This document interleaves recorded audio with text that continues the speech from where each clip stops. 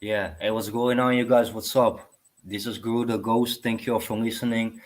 This is my officially my last live stream, and I was like, let's do something special. And I already said the last time, respect the OGs, respect those hardcore red pillars. So I got some visitors today in the ghost house. We got Element, and we got Lazarus. One of my two favorite content creators. Hey guys, what's up, man? Thanks for being here. Oh, thanks for having us. Appreciate it. Good to be here. Content creators. Yeah, Hey, good to talk to what's you. up? Thanks for being here. So yeah, we talked to each other for a couple of minutes before we went live, and actually I want to ask, yeah, you guys, Element and Lazarus. Like, I think everybody knows you guys, but you are one of the most yeah underrated content creators. But like, I think you guys have pretty much the same message, but I think Lazarus explains it a little bit better. And Element is one of those channels for that guys that already have been woken up. So, like, I think that that is the difference between you guys. Can you tell me something about that? Well, Messenger, you go first, and then I'll chime in.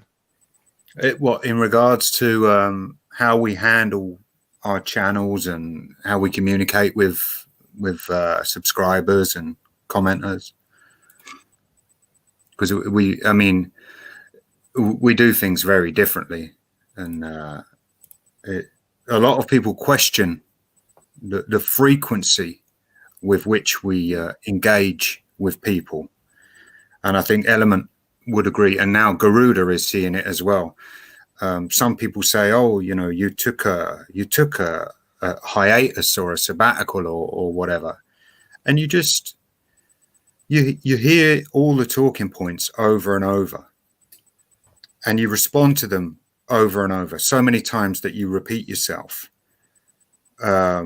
And sometimes it's emotionally charged. You can't help repeating yourself because a lot of it feels like people are either trying to co-opt well-established talking points and tenets within the core philosophy, or people are just trying to gaslight you, so they trigger you emotionally. But essentially, you just get drawn back into these conversations, and you realize you're wasting a lot of precious time. Now, if we're supposed to be going our own way, if we're supposed to be sovereign men, autonomous men, then our focus needs to be primarily on our lives. So to spend too much time, all right, when you first come in, you absorb information, you absorb what you deem to be wisdom, and you implement it in your life. But if you stay in that place, if you stay there talking about the same things over and over for years and years, where are you going? You're going nowhere. And now Garuda's realized this, and myself and Element have spoken about this before, but that's why we become more sort of granular, more infrequent with our conversations. It gets tiresome. It gets tiresome. It does. I mean, honestly, Ghost, I was being honest with you earlier when I said I had never seen any of your comments or anything like that. I didn't watch your stuff. I didn't pay attention to the comment section at all. And in the beginning, I did, because obviously I wanted to see what people. I was trying to make a YouTube channel, and I did want it to do well, but I was never in it for the money because I knew it wasn't going to last. I knew it was an unsustainable way to make an income, so I didn't rely on that.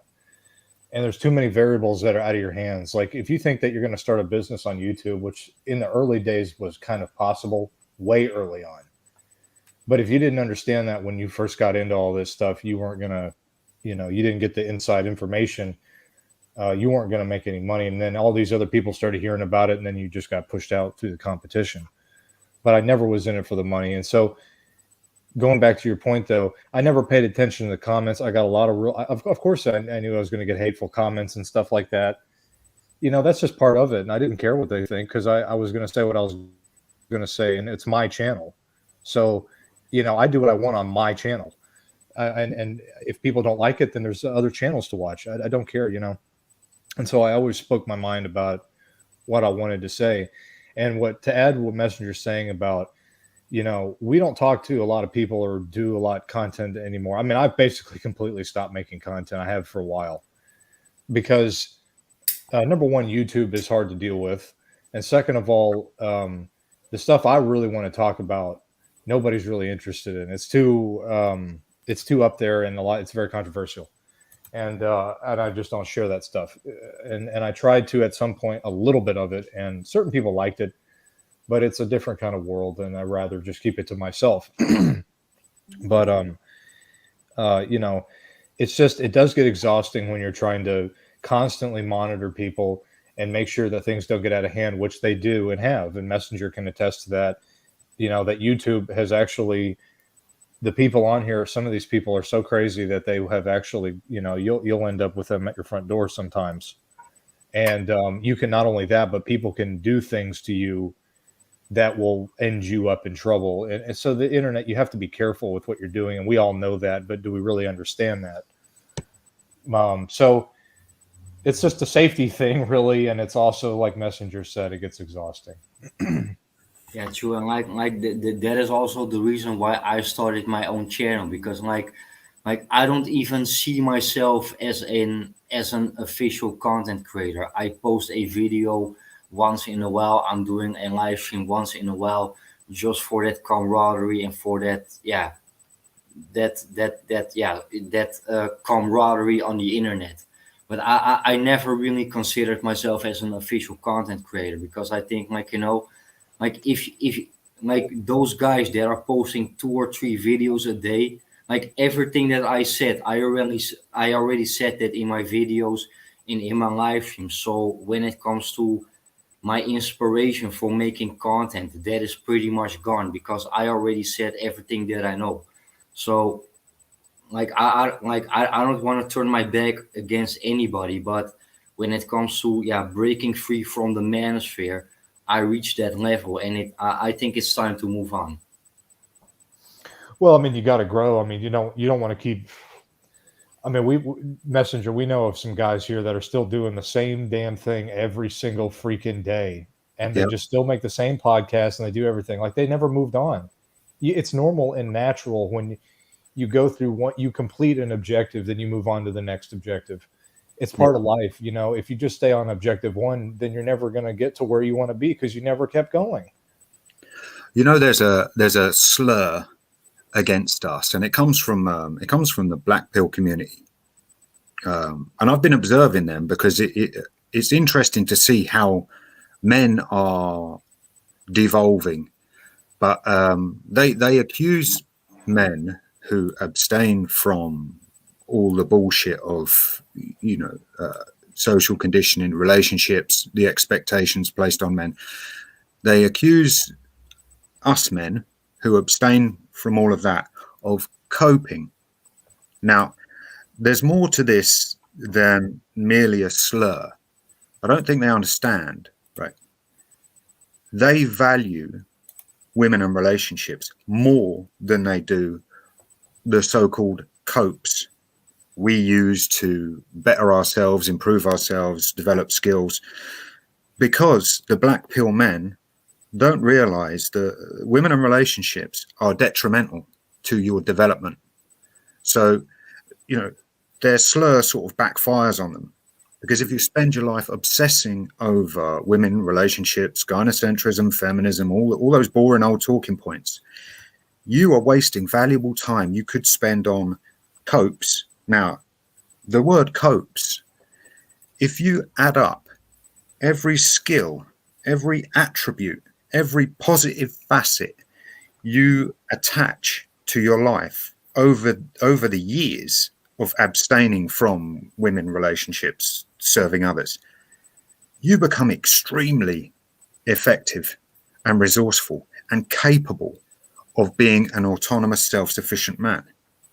The things you learn, I mean, every man will have their own sort of set of skills that he's chosen He may have been interested in them. He may have happened across them by interacting with certain men. Nevertheless, he learns new things. And people call this, oh, it's just a cope, because they think we would rather be with a woman or in a relationship, not knowing that we've done that to death. We've been there. We don't want to go back. But the point is, if you waste your time obsessing over what seem to be the main talking points of MGTOW, which is women and relationships, and you've only got to look at the thumbnails in a MGTOW daily thread. It's just fucking all women. That is the hot topic, and it's been spammed so much that the real information is getting lost in a sea of TikTok women spams, fucking conversations that have been done to death about dating and female behavior. Nobody is promoting positive male hobbies, interests, education, learning new skills, hunting, being a good mechanic, learning bushcraft, learning martial arts, reading. There's so many things you can do. And over the course of time, when you look at what you've accomplished, fuck yeah. I would take those copes over all of the other bullshit any day. Because now when I look back at my life, what I've been doing for the last 8 to 10 years, when I transitioned out of that blue pill world, if you want to call it that, what I've achieved now, you can't put a price on it.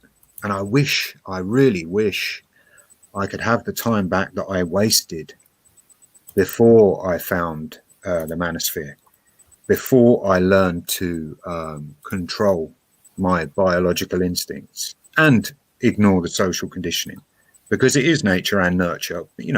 Constant pressure to reproduce or find a female, less so as you get older.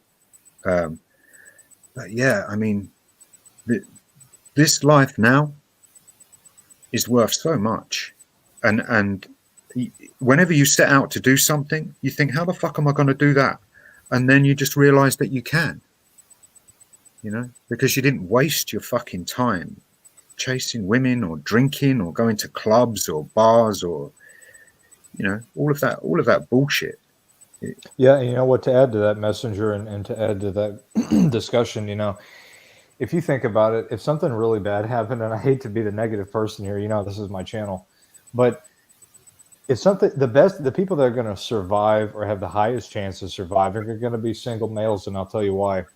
Number one, you have no wife, you've got no kids. These are all the things that they told you that you need to have, and the things that you at one point in your life strived for.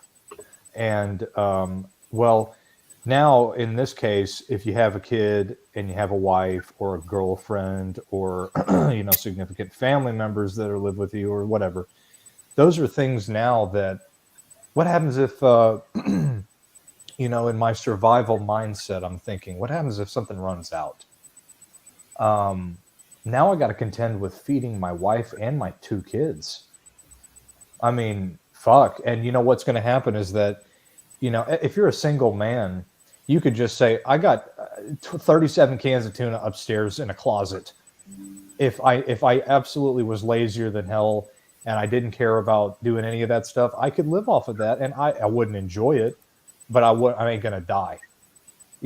Try to feed your wife and kids cans of tuna and that's all they're going to eat. Yeah. It ain't going to work. I can attest to that, You can, because the whole thing about MGTOW, and people don't say things. I catch this a lot because they don't want to offend people or whatever, and people sometimes say no marriage, no cohabitation, and they leave out the no kids bit because they might be speaking to me and they know I've got a daughter, but they'd be right to say no kids, because in your position, both of you, in your position, you are far more capable, and you've got a greater chance of surviving without someone being dependent on you. And I can say that because for the last 18 years, I've had a dependent child, and it really is like a fucking. It is like a ball and chain. It is something that limits your freedom. It drains your resources financially and your time, your energy. It takes up your attention. All right, I'm not a full-time dad, so when my daughter's not around, I can be free. I can be me. I can do me. But when she is around, I'm aware of it, and it's true. I think one of the core tenets of a philosophy, which is why I don't identify as MGTOW, a philosophy for sovereign men, is to not have children. But that's hard. It's hard for me to say that because I had my child and I did enjoy being a dad, and I still do. But to be realistic, a man without children has less responsibility, more freedom, and is more capable of providing for himself because it just stands to reason. Element's right. Ghost and I just want to say this: Ghost and Messenger. I work with a guy who's got let's see, 2 kids of his own and 2 of somebody else's kids, and he's got a house. You can't even imagine how fucked up that must be. How much money just thrown? Like, you might as well just burn your wallet. Like, why not? He will die. He will just grind himself into the ground. I know the feeling. I couldn't imagine having like 4 kids. 2 of my own and 2 of someone else's. Jesus Christ, man! Like, how? What? I mean, oh my goodness, it's a nightmare. When I think about it, I think of hell. You've got to be everything. You've got all that responsibility. Everybody has to. If people aren't eating, it's because of you. If the bills are paid, it's because of you. If letters are coming through the door and bailiffs are calling, it's because of you. You're the person who they all look at and say, "What are you going to do about this? We need some food. We need the bills paid. Where's my new fucking Xbox?" I couldn't imagine having more kids than I've got. I've only got 1, but I can imagine. That's a good point. And like when it comes to MGTOW, like MGTOW is a form of freedom. Like if you are hardcore red pilled, and if you look at society nowadays, like it is not about the fact, like, do I want to have children, but is it really a good idea to have children? It is not about, do I want to be in a relationship? It is about, is it a good idea to be in a relationship? And for me, that is the true MGTOW, based on the circumstances in this world, combined with your own personality and choices at a certain moment. For me, that is MGTOW and being red pilled. And yeah, it's like you can be red pilled in many different aspects, and you can be MGTOW in many different aspects. But at the end of the day, if you look how the world is, try to figure out what is the best for you, and if it actually gonna work for you, because that doesn't have to mean that it works for other people. Like when I was 16, I fucked up my high school because I was too lazy to just doing my homework. But when I was 16, I just decided to stop school with no diploma, no education. Oh, I hated Just school. started I couldn't working, stand and school. like after 13 or 14 years, I know people that went to university. They make $200 or $300 more than me every month. So, like if you have the chance to finish your high school and have your diploma, just do it. But at the end of the day, do you think that is actually really worth it? I figured out that it wasn't worth it, even if I did it. So I made the right choice at the right moment, and for me, that is a aspect of MGTOW. Yeah, well, the school system is a lie, because they what they've done, especially here in the United States. I don't know about where you're at, but here especially, they tell the kids, because you spend your whole life in school. Here in the United States, you have to go through from, usually parents put their kids in school from what they have like K1, K3 through 5 or 12 or whatever the hell. It's kindergarten. What we would say is like really early school. And then they go and they start first grade all the way up till, you go to elementary school, middle school, junior high school, and then high school. And that's a total of 12 years learning that things that you will never, ever, ever use again. I mean, to this day, I can tell you, I don't remember any of it. And I have never used any of it other than some basic math. And everything else was basically, I learned on my own. I basically re-educated myself when I was about 15 or 16. I started the process of basically re-educating myself because I hated school. So the indoctrination for me it sticked. It never did stick because at that moment I never did well in school. So I couldn't stick to the routine that they wanted to mold my mind into to get ready for what they call the real world. And so what the real world is after you graduate high school knowing nothing, and unless you're some kind of rebellious child in high school and you're out there drinking and smoking pot or whatever, hanging out with rough people, you're not going to get a taste of what reality really is until you end up, and this is way after you graduate college, because that's what they want you to do. They want you to go from high school directly into college, because college is high school 2.0. That's where everyone starts to learn about drinking and getting high and doing drugs and all that stuff. That's where they get to go and do all that. So they're learning that right off the bat. Then second of all, their parents or themselves, probably the parents if they come from a well family, or their parents are indoctrinated and that's just what they know how to teach their kids. It goes on and on and on. But then the parents pay anywhere between $50,000 to $200,000, depending on how much money they have, to go to a school where the kid doesn't have a taste in what he wants to do. How do you know what you want to do when you're 17 years old? The only thing you should do is get a job first, and then you figure out what you want to feel like you want to get into. Not go directly and spend $100,000 or more in debt to go and learn about something that you'll end up in debt, and it's not even up to the market. People don't even understand even what the economy is. Like, they don't teach any of this stuff in these schools. They don't understand what the economy is. They don't understand, well, if I go get a degree that's $30,000 in poetry, does the economy demand for that? No, it doesn't. So they don't even understand that principle. So they're going into it because they don't teach them any of this stuff, because they want them to be in debt to the system from day one. And that's how it goes.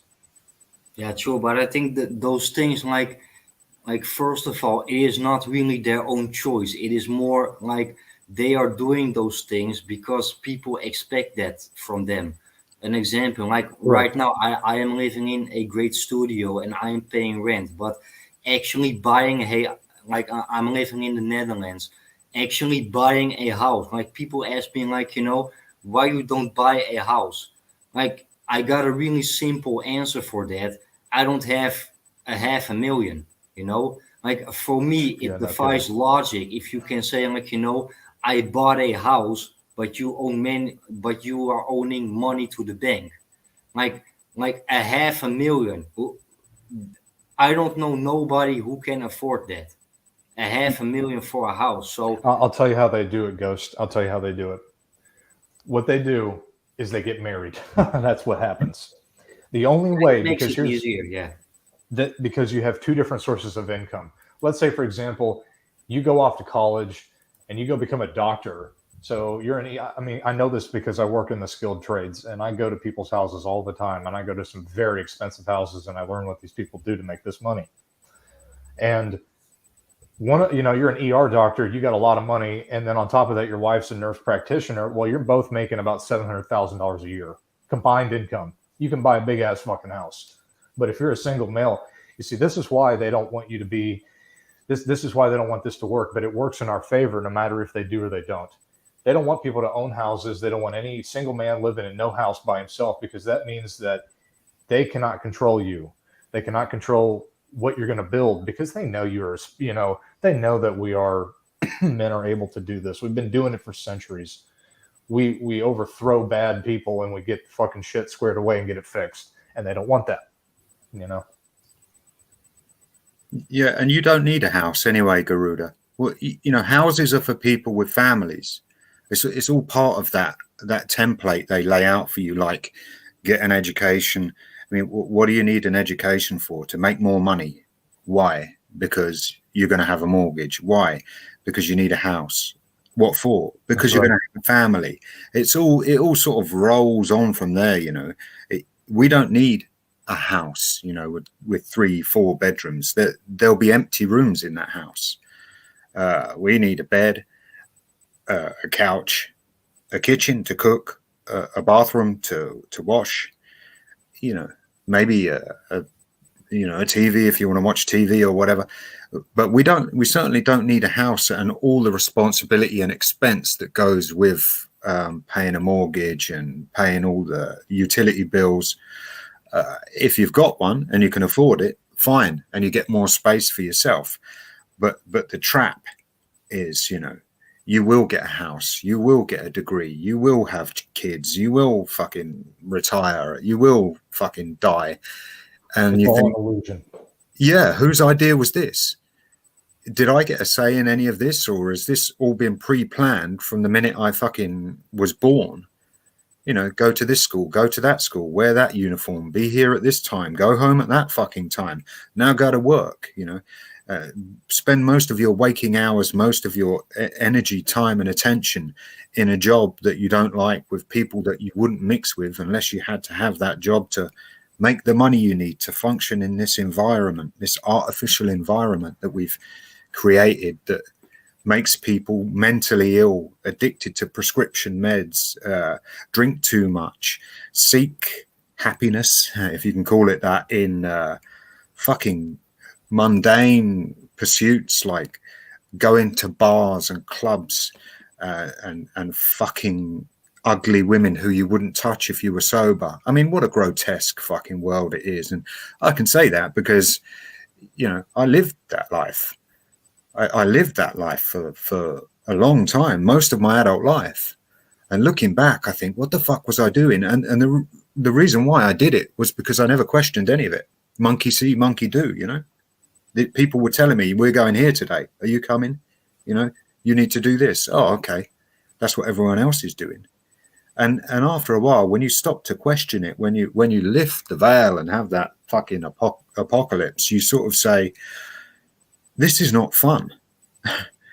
This is not fun, especially when it goes wrong and everybody else carries on having the party and getting free shit, and you're sitting in the gutter thinking, where the fuck are all my friends? Where's my family?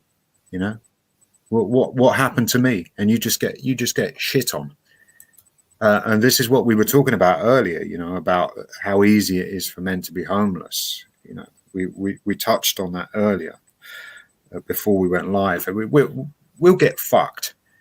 If we're no use to that system, we'll get fucked. And if you've got something like a big mortgage hanging around your neck, if you get injured and you haven't got the insurances or the medical cover to back you up and cover those bills, it won't take long for you to spiral downwards and lose your assets and your status if you've got this lifestyle which sort of pivots on whether or not you can earn enough money to sustain it. Best to just keep a sustainable lifestyle, cheap as you can, have as much disposable income as you can, and then you can think about having assets, or having investments, having tangible assets, diversify your excess wealth. And then it's a really comfortable feeling to know you can, I know you're both in this position, as am I, to know you can just say, fuck it, I'm not doing anything for a year. Fuck this shit. And just walk away. That's a great feeling. How many married men do you know can say to their wife, yeah, I'm not going to work for a year? How do you think that would fucking pan out for those men? Right. And, like you said, I mean, that's a good point, Messenger, about, it's all an illusion about we go to these, I mean, I see a lot of big houses because of what I do, but they're very expensive. They're very nice, of course, but you just think, oh my God, like just from a logistical standpoint, how much money it's going to cost if that goes wrong. That you got 17 rooms in a house if you live in a big ass mansion. I mean, let's be realistic here. let's be more realistic. Let's say you live in a really nice neighborhood you live in a 5-bedroom, 5-bathroom house, with a swimming pool, and it's an upper class neighborhood and all that. The expense of having to maintain all that stuff is expensive. Then you got to get the lawn taken care of because you probably have HOA rules because of how nice the neighborhood is, and you got to get that taken care of. The expenses just keep going and going and going, like Messenger said. And then God forbid you lose your job and you're making all that money, or your wife decides to do something crazy, and then you gotta, there goes your source of that income. So now you're cut down to half of what you were supposed to make. So there's too many variables that can go wrong. Yeah, there's a guy I know. I'll give you an example. There's a guy I know who, during the lockdown, his work tapered off. He's self-employed. He's a carpenter, and he felt so much pressure to earn money.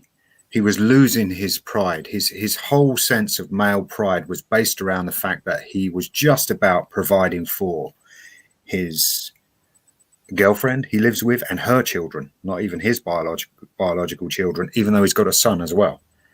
But he's so old school and so blue pill, I can't talk him out of it. It's too late. But he had to go walking in the woods when he realized he couldn't earn enough money. And he confessed to me that he broke down and cried. He broke down and cried because he felt so much pressure to provide, and he lost all his pride as a man, because he felt like he couldn't walk through the front door and say, "Oh, there's no money today. I haven't been to work." I mean, what the fuck is that? If all of your pride as a man revolves around supporting, feeding, protecting others, so much so, and where it comes from. It comes from the fact that if you fail to provide for or protect them for too long, they won't fucking wear it.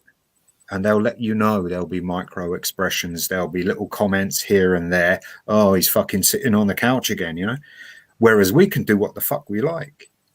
We can sit on the couch every single day. We can have a sleep in the afternoon and say, yeah, fuck it, I'll have a couple of hours now. You try doing that in a relationship. You try doing that and you see how long it takes for the little sly digs and comments to come. Oh, what the fuck are you doing? Why aren't you at work? Because that's all a married man is. So, yeah, that setup, and it's creeping back. This is what's pissing me off. This is why I'm back on the subject now, because this is all I'm seeing. The narrative or people are entertaining marriage as an option for men. And it was never a part of the MGTOW philosophy. It was never a part of that. MGTOWs were anti-marriage, anti-cohabitation. So, to try and slide that one back in under some disguise of sorts. Oh, you can do it in the Far East. You can do it in another country. You can do, women are different there. Are they fuck different? It is well documented throughout history what female nature is like. So don't even fucking go there. And any man. That's a really good point that you make, Lazarus. And that is what I do not understand. Like when it comes to MGTOW and the red pill, that is, in general, it is more based on the Western world where we are living in. And a lot of guys, you hear them telling stories like, I'm going to South America, I'm going to Eastern Europe, I'm going to Southeast Asia, because there is a good woman for me. And I'm like, why? Because so you are MGTOW and red pilled in your own country, but when you go overseas, you are not MGTOW and you are not red pilled anymore, because like women are the same in every continent and every country in this world. Because you can say people women from Southeast Asia or South America are better. No, the rules are different, but that has nothing to do with actually female nature, and that is the mistake that a lot of guys make. Right. And the reason why they make that mistake is because they don't like being on their own. They can't do solitude. They can't find interesting things to do. Their life has no meaning unless there's a woman in it. So they're prepared to travel. And think about this. They want to go to a place that will allow them to be the masculine man with a feminine woman. You know, that's tradcon shit. That's going back to male slavery, male usury. That's the married man, the fucking Homer Simpson, Lester Burnham fucking bullshit that MGTOW was never about. There was in 2004, there was some bullshit MGTOW manifesto, and that just got absolutely fucking trashed because it was basically tradcon, MRA, you know, masculine men, feminine women, limited government. You hear old channels talk about this, and they trash that old. It was some idiot called Davis O'Reilly and Aaron Clary and that mob. Yeah, those fucking clowns. Davis O'Reilly. That was the original MGTOW manifesto. Basically, it was just tradcon shit, and it quickly got debunked.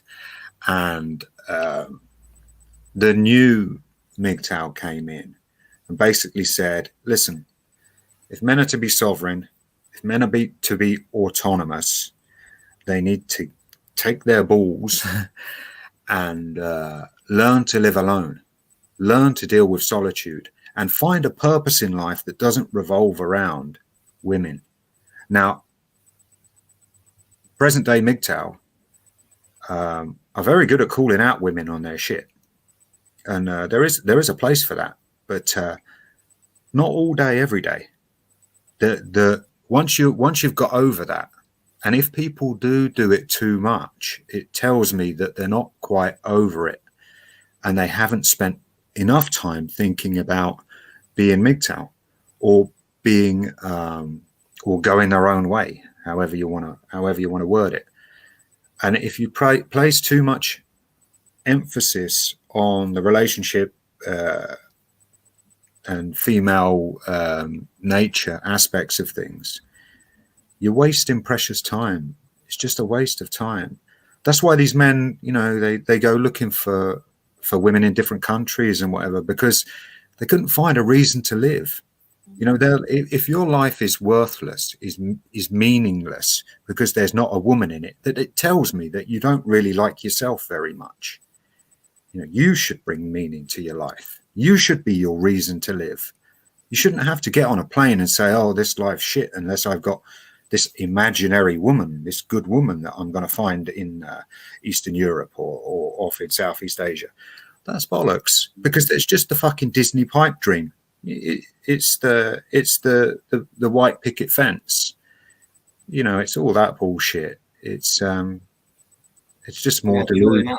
Like when it comes, like in MGTOW, we always talk about self-development. Like it's always good to develop yourself, but you also gotta have a point in your life that you are actually happy and satisfied with the person that you are. Because like if you always trying to develop yourself and make things better, then you gotta ask yourself, am I really happy with the person that I am right now? Yeah. I think sometimes it is also good to not develop yourself. Sometimes it's also good to just doing nothing, sitting on the couch, watching a movie, playing a video game. Because like actually the point that I'm trying to make is like at some certain moment you are so busy with trying to develop yourself and looking for the truth and seeking for answers that you forgot about one little thing, and that is just be happy and enjoy life. Yeah. I mean, I got to the point where I would get quite irritated that I couldn't have more time to myself. There were things I wanted to do that didn't involve other people, and I didn't want to be around people. I found like friends and family, sometimes they were in my face all the time. You know, if I had a week where I could just do nothing, I didn't plan anything, but in that week I would wake up and do what I wanted to do, which wasn't always nothing. You know, sometimes it was read a book, you know, watch some documentaries, try and learn about something new. But I was free to choose what I wanted to do that week. And I would just get people messaging me, do you want to do this? And it's some shit that normies do. You know, it's just like, I don't fucking know, go and have lunch and talk about bullshit that was on the telly or something. And I would just say to them, no, I don't want to do that. And then I would feel that they've got offended. And then I would think, why are you people always trying to get me to do things that you like to do? And why can't you accept the fact that sometimes I don't want to be around people for days, for weeks even? And it got to me after a while. It got me last year where I was getting to the point where, it was fucking too much. People wouldn't stop. And they didn't have bad intentions, but it was that social conditioning thing piling on. You know, we're all doing this. Do you want to come? No, I don't. And they would say, oh, what's wrong with you? Nothing's wrong with me. I've got shit to do that doesn't involve what you're doing. So it got to the point where I really craved time on my own. I really needed time on my own, and I felt like it was damaging me if I didn't get that time. So not only do we adjust to being alone, we need it so much so that we can't adjust to being the way we were. We can't readjust or go back to being the way we were. So we've well, you need it, you know, it's you need to rejuvenate yourself. You know, it takes a lot of energy to be around like some of these people. And man, like I work Ghost. I work Monday through Friday from 7 a.m. to latest 5 p.m. And so, but I work directly with my boss every single day, all day long, and working with him is difficult. You know, he's a jerk, and it is so draining. So like when I get off at 5, man, I do nothing but I just come home and I say, how can I possibly do absolutely nothing, even more than I'm doing nothing now? I just don't want to do anything. I mean, it takes all out of you. And then when the weekend comes, like today is Friday, it's just like, man, I feel like I need to be put into a hyperbaric chamber till Sunday.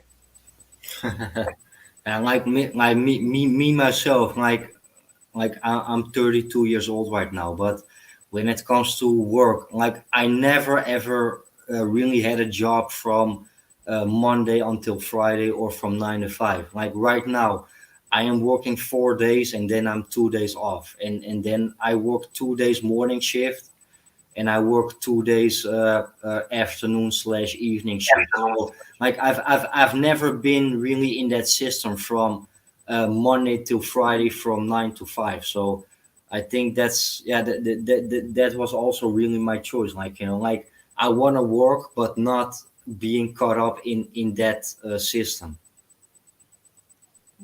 Yeah, you have to work. I mean, we got to be realistic about this. You need to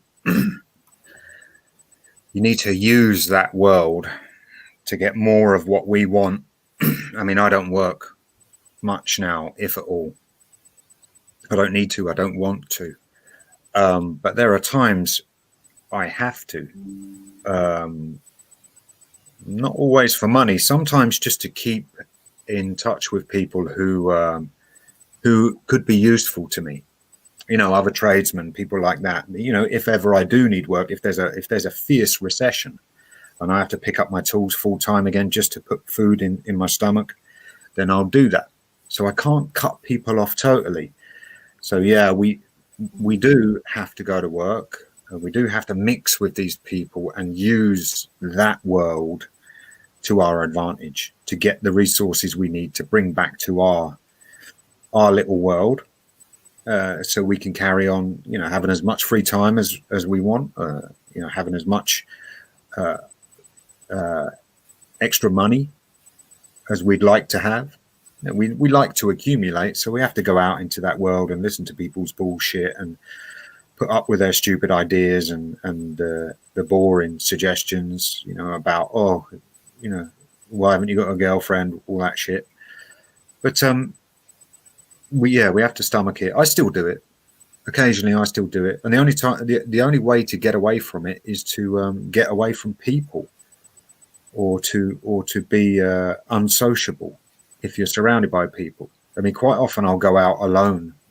I take my dog. I mean, my dog pretty much goes everywhere with me. But I sit on a small table that nobody else can sit at. I sit away from people. I don't make eye contact. I'm basically unapproachable. I'm polite. I say please and thank you and good morning to people. I greet them. But I don't go out of my way to get into conversations because it's fucking painful. It is just fucking painful. It's predictable.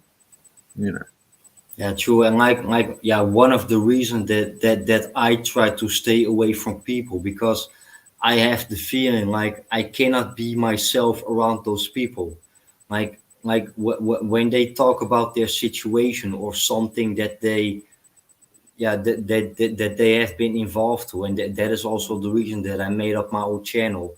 Like even if you're trying to learn people something or trying to explain them something, like you are trying to do them a favor, but at the end of the day, they only hate you because you are trying to drag them out of their fantasy world. And like I can understand that. Like try to imagine that you are playing a video game, even you know that video game is not real. Like try to imagine that somebody pulls the plug out of your console or out of your TV. You are enjoying that game, so when somebody plugs it out, yeah, you are not gonna like it. So I can understand those people, and I think for the majority of the people in this world, it is actually better for them to not know about nothing, I think. Yeah, yeah. I see people doing that. I don't know how they do it. They seem to just pretend to be happy, or either they're genuinely happy. I don't know, but they just go, from one disastrous scenario to the next and hope it will work, and they just keep going through life that way. It works for them. I'm not saying what we're doing is any better, and we're in uncharted territory, really. Yeah, this is kind of like the Wild West. Yeah, I mean, we don't know. That almost what this conversation is about. What once you adopt this lifestyle, all right, we've omitted the risk. We've taken out the things which cause stress, unnecessary expense. They waste our time. They take up too much of our energy and attention. We've taken those things out so we can focus, hopefully, on positive things which will add to our lives, make us more capable. But we still have to deal with the solitude, which I don't mind. But a lot of people struggle with it. And it is something you have to acclimatize yourself to. Because when you live on your own, I mean, when the lights go out, there's nobody to speak to. It's just you and your thoughts. And that is necessary. That is necessary. You don't want people's input all the time because you don't have any ideas of your own. You've got too much influence from other people all the time. But we still have to deal with this alone time. And if you don't want to be alone, but you are, then that's tough. So there are times you might not want to be alone, but there's no one around. So you're going to have to do something about it. So, there's pluses and minuses to this lifestyle. But I would, having lived a really stressful life with a woman, not married, never been married, but with a young child, all the shit that goes with it, all the abuse, all the neglect, all the stress. This life now is worth its weight in gold. So, but I think like there's a difference between being alone or actually feeling lonely. I mean, like when I'm alone, I'm still enjoying the things around me, so I do not feel lonely. But like a lot of times, I've been with a whole group of people, and I like even though I am not alone, I feel lonely because I cannot associate with them. So that is just a feeling. So yeah, like there's a difference between actually being alone and feeling lonely. And I think the majority of the people, they are hanging around with each other, not because they like each other, but just because of the fact that they cannot be alone. And I think that is a mental issue. If you Well, I cannot think be that's a alone, great point. but rather be around with people that you don't even like. That's a great point, Ghost, because you know what? You're right about that. Loneliness, because I think what loneliness is subjective to everybody's personal situation. Um, and what I mean by that is I feel lonely because of different reasons than you might, but we all can basically share the same thing. I look at the world very differently now than I did when I was much younger, and my outlook is not as positive. But I still maintain a sense of stoicism within myself to make sure, because it's a matter of survival more than anything. When you're by yourself, like what Messenger was saying, you have to get used to that because it's making you stronger psychologically. Um, People that can't be by themselves are at their weakest point, I think. Now, it's not to say that it's a bad thing, like you're evil or something, but I'm saying that psychologically speaking, you know, and maybe this is just how I view it and what my goal was to achieve for me personally. But I wanted to be more strong than I had ever been before. And so every time I look at these situations, I think, oh, I'm going to do it because I don't either it's something I don't want to do, or it's putting myself in a situation that I don't want to put myself in. Now, within reason, I don't mean to be nothing ridiculous, but you know, it trains you to be more strong psychologically, which makes you more, um, strong and able to survive more than people that have those problems. And people think they look at you and a lot of these other people like they're crazy because they're by themselves. They want to be left alone. Like Messenger said, you can't get a break, and you need it because you just need to have some downtime away from people because it's exhausting.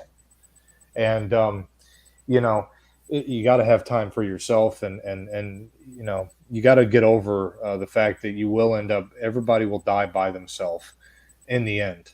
That's the reality. People might say, well, they'll have loved ones there, yeah, but they're not going to be the one. The loved ones are not going to be the ones dying. It's going to be you. You're going to be the one going through it, and that's if you have that. And most of the time, we probably won't. So when you think about the reality, like the cold hard reality of our situation here, it's a matter of survival, and everything else is just a fucking illusion. It really is. Like what we were talking about with having the big house. When I was younger, I wanted to have the big house. I wanted to have that. I wanted to go off to medical school, and I wanted to become a trauma surgeon, or I wanted to become an ER doctor. And my third choice was to become a forensic pathologist because I thought the morbidity was cool and it very interests me. So, but I never did any of those things. And so I thought to myself at that point that, yeah, I'm going to have all those things because I'm going to make a lot of money doing this. But like I said, I hated school and things didn't work out that way. And it turns out I actually I chose an alternative path. I didn't get married. I didn't have kids. And I'm in the best part of my life, I think, that I could ever be while everyone else is freaking out. The world is not in a good place. We all know this, but I'm in such a good position right now that I'm not worried about it. If shit went down right now, I wouldn't give a damn. I mean, if the power shut off for a month and everyone went ape shit, guess what? I'm ready for it. So I've got nothing to lose at this point. I'm ready to go if shit gets stupid. And it's just because the freedom that I have wanted to have in this whole process of doing this. I worked really hard to get there, and now that everything has kind of shown itself, I'm kind of, where I, always visioned I wanted to be. I'm already here. So, if that makes any sense. But it does, because you educated yourself. You spent that time learning about preparedness. Learning about weaponry, securing your home. All of these things, they've made you more capable to live as a solitary male. And just going back to that point about dying alone, I mean, if you live with a family, if you live with a wife and kids, I mean, let's be honest about this. When you die, All they give a fuck about is the inheritance or the life insurance policy. You know, when people die, there are family members like fucking vultures circling, you know, ready to pick at your carcass. Oh, how much money did he have left in the bank? You know, can I have his car? You know, I want this, I want that. That's what it comes down to in the end. So, you know, not saying that people don't grieve when they lose family members, because they do, especially your children when you die. But yeah, fucking a wife won't give a fuck when you're dead. They look forward to it. It's like a divorce for them. It's like a permanent fucking divorce where they get to have everything, not just half. You know, they get to fucking take everything you left behind. So yeah, fuck that. I'm gonna die alone. Yeah, I want to die alone. But going back to what Element said, being alone, we learn to survive. I mean, truly survive. There are situations we can be in, financial situations or situations with people where, you know, we could end up with nothing. We could end up with no money, no food. We could end up having to fight for our life because we're the only person in the house, and you know, there's you know, shit going on with other people, especially the way the world's going now. And Oh yeah, I mean, people are just, they have no clue, man. yeah, Ghost, I wanted to ask you, where do you live? If you don't, or do you want to even say? Just, do you have to say exactly if you don't want to say, or do you not want to say at all? Yeah. I'm from the Netherlands. That is a really small country in Western Europe, the Netherlands. Netherlands. Oh, you know what? There's about 2 or 3 places that I always wanted to visit in Europe. I wanted to go to Europe. I love the atmosphere in Europe. Specifically, I like Germany. I really like Germany. I think Germany's not specifically any one place. I just want to go there and just kind of look around. You know, I've always liked Germany's kind of culture, I guess, per se, if that's even what you want to call it. The cities look nice. I don't know. I want to go there. And then the second place would be either Finland or the Netherlands. Someplace But really away. why the Netherlands? Because, like, yeah, me myself, I was born and raised in the Netherlands, so for me there is nothing special about it. And like the funny thing is, like, we Europeans, we always want to go to America, but I know. but like the majority of the Americans are not interested in Europe. Like the majority always say, like, yeah, Europe, I couldn't care less about that. So yeah, interesting that a American wanna goes to the Netherlands, but Dude, I yeah, want to get as elements far away why? from here as possible. I don't want to be here Why? at all. Because America has turned into, America is collapsing. We're in deep shit, man. I don't know what they tell you on the news over there, but we're not doing so hot. Um, you know, America is on its last breath. Before too long, what's going to happen is you're going to see us really going and getting our shit kicked out of us, and we're not going to be okay for a while. And that's why I talked about preparations and whatnot. And this is not to be like a fear guy or anything. I'm not trying to impose that. I'm just being realistic. Um, you know, and that's why I'm not worried about having a career. I'm not worried about any of these things because once you've broken far enough away from what the programming has done to your mind and you really go deep into this thing, you'll realize, you know, how, I mean, it's up to you. How far do you want to go and do that? I mean, is that Shining? That son of a bitch. Why aren't you in here? God damn it. Anyways, you know, my point is that, you know, a lot of what my mentality has become, you know, these days is just surviving. You know, I understand what kind of world I live in. I understand all the corruption that's around me, and I understand how bad it really is because I wanted to know, and thus I wanted to find out. So I went and researched, and well, I found out, and it's not good. That's all I can say. And so now my outlook is very different. And obviously, my kind of reason why I never talked about this stuff on my YouTube channel is because number one, I will get kicked off because it is extremely controversial. And second of all, most people wouldn't understand it because you have to study certain things to get to the point where I could tell you some things and then you would know. So it would take a long time, and I just didn't have the time to do that. But The other reason is because um, when you get that, it's a personal journey, I guess you could say, when you finally are going and starting to research for yourself, some of the corruption and how deep it really extends into. It just changes your whole perspective on everything. It just changes your life. You really do feel like Neo in the Matrix for real. It's hard to explain it. I can't really explain it. It's a very weird feeling. Because I don't watch television. I don't watch TV. I haven't I canceled my Netflix once they started promoting pedophilia on there. I canceled it immediately and I never went back. Um, let's see what else. I have an Amazon account, and that's only because I order everything online because I don't go out in public anymore, except for when I'm at work. But I'm off. I don't pay attention to. I get a lot of my news and stuff online. I'm mainly online on the internet, and I can filter what I want. But all that traditional stuff is gone, man. I don't even know. I haven't watched a movie in like 2 years, man. Seriously.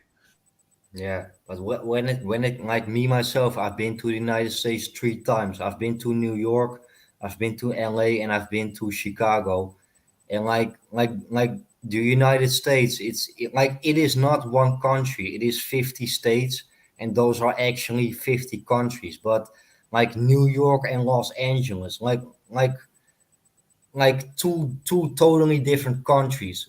But when I was in Chicago, for me that gives me that real American feeling. Like, yeah, this is the real America. So yeah, I really want to go back to the Midwest. But yeah, New York, LA, it is for me. It is not really America.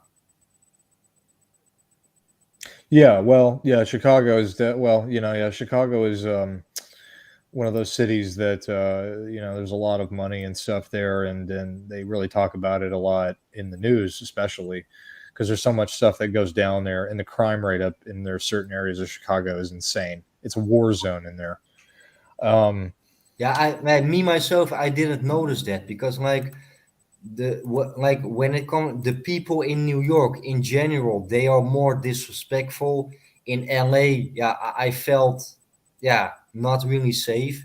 But like all those stories that you heard about Chicago, yeah, me myself in those 12 days that I've been to Chicago, I didn't notice that because like when it comes to, let's say, Chicago South Side, there is a no-go zone. But when it right. comes to downtown Chicago, yeah, for me that was a beautiful place. Oh So no, downtown Chicago is beautiful next to Soldier yeah, Field and all that. yeah. Oh yeah, that's a beautiful place. But yeah, no, you don't go down in there South Side. No, no, that's dangerous down there.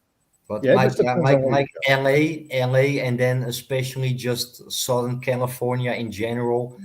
Yeah, you have so many places that you are not safe. Like, I've been to Hollywood, but if you go 3 or 4 blocks north, then you are entering, yeah, North Hollywood. go. North Right. Hollywood Hmm. is one of It's the most gangland. dangerous ghettos in Los Yeah, Angeles. But yeah, North Hollywood, that is the part of Hollywood that you don't see on TV. that's right. You don't see that on TV. Nope. They don't want people to know about that because it's fucking out of control. But I think for traveling, the United States is, yeah, for me it's a good country. But actually to live in the United States, yeah, I think for a Western country, I think America is, yeah, is I think it's a pretty dangerous country. I think. It definitely has been. It's becoming, yeah, it is. It's becoming a dangerous place because the public are unhinged. They're brainwashed and they're stupid. Mostly, you know what? You really don't have to worry about the public too much because depending on where you go, especially if you go into the cities, you definitely don't want to be around anybody because their mentality there, from what they've educated. See, because like you said, you hit the nail on the head, Ghost. Because America is its own. Everything is, every state is different. And if you haven't lived here, you won't understand all the dichotomies and intricacies of how all the states work and all the different people that live there. And everyone has a different thing. It's completely different. It's like a different country, exactly. So you go up in New York. I mean, it's just the people up there, like you said, are nasty and they're just not pleasant. And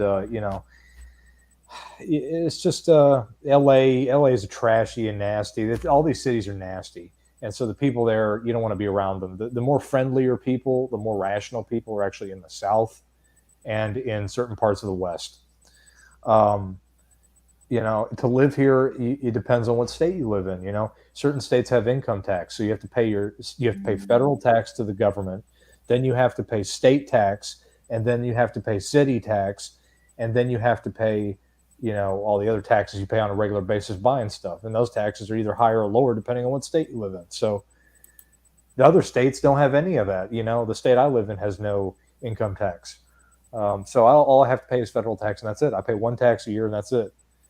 And that gets taken out of my paycheck. So I don't get as much money taken out of my paycheck as, say, California. California might pay you, let's say, for example, you're a pharmacist. You might make $300 or $1,000 a year, possibly, if not more than that. But all the taxes is like 35%. So you get like 30% of that taken out of your paycheck. Well, now you're left with nothing. So what a lot of people do is they'll go work out in California for an X amount of years, living on an apartment, living very low, and then they save up all their money, and then they move back out west and relocate their job, and they buy a big ass mansion for 1/3 of the price it costs in California.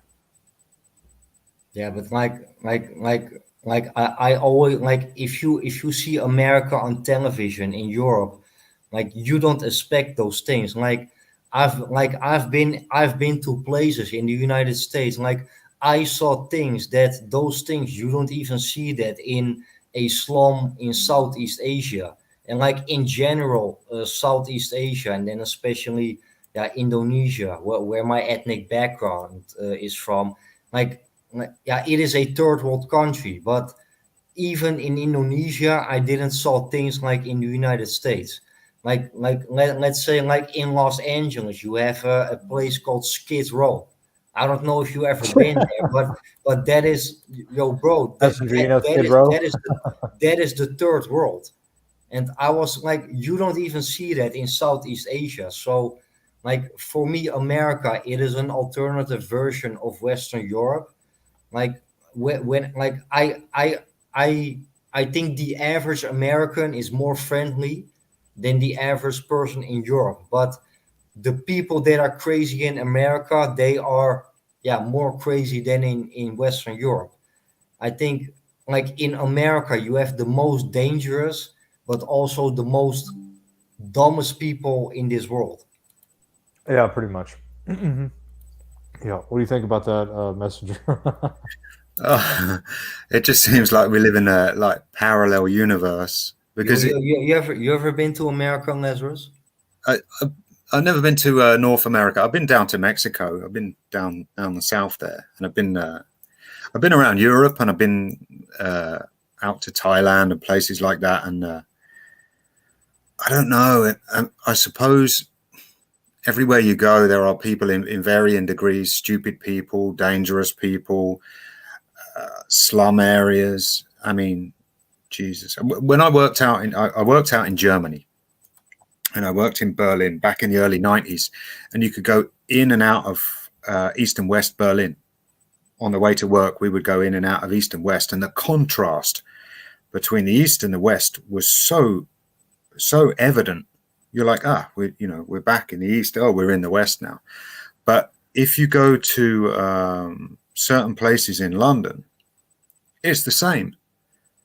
There's even a street in London, I can't recall the name of it now, but one end is a slum area, the cheap end, the social housing, all the crackheads, basically the poor people, and at the other end are some of the richest houses where all the bankers live. So the contrast between the two extremes is there in London. But I've seen it all up and down the UK. I've seen it in Europe. I've seen it in London. In Thailand, it was like you say, there were poor people who were really happy and really friendly. And that really struck me. Big smiles on kids' faces, but they lived in what were essentially like tin shacks out in the middle of nowhere. But those kids were so happy. Yet you go into Bangkok and then you see, beggars who've purposely cut themselves to make more money, and you see all that sort of disturbing shit. So yeah, I don't know. I don't know if you can pin it down to one country or one area, but it's just fucking life, you know.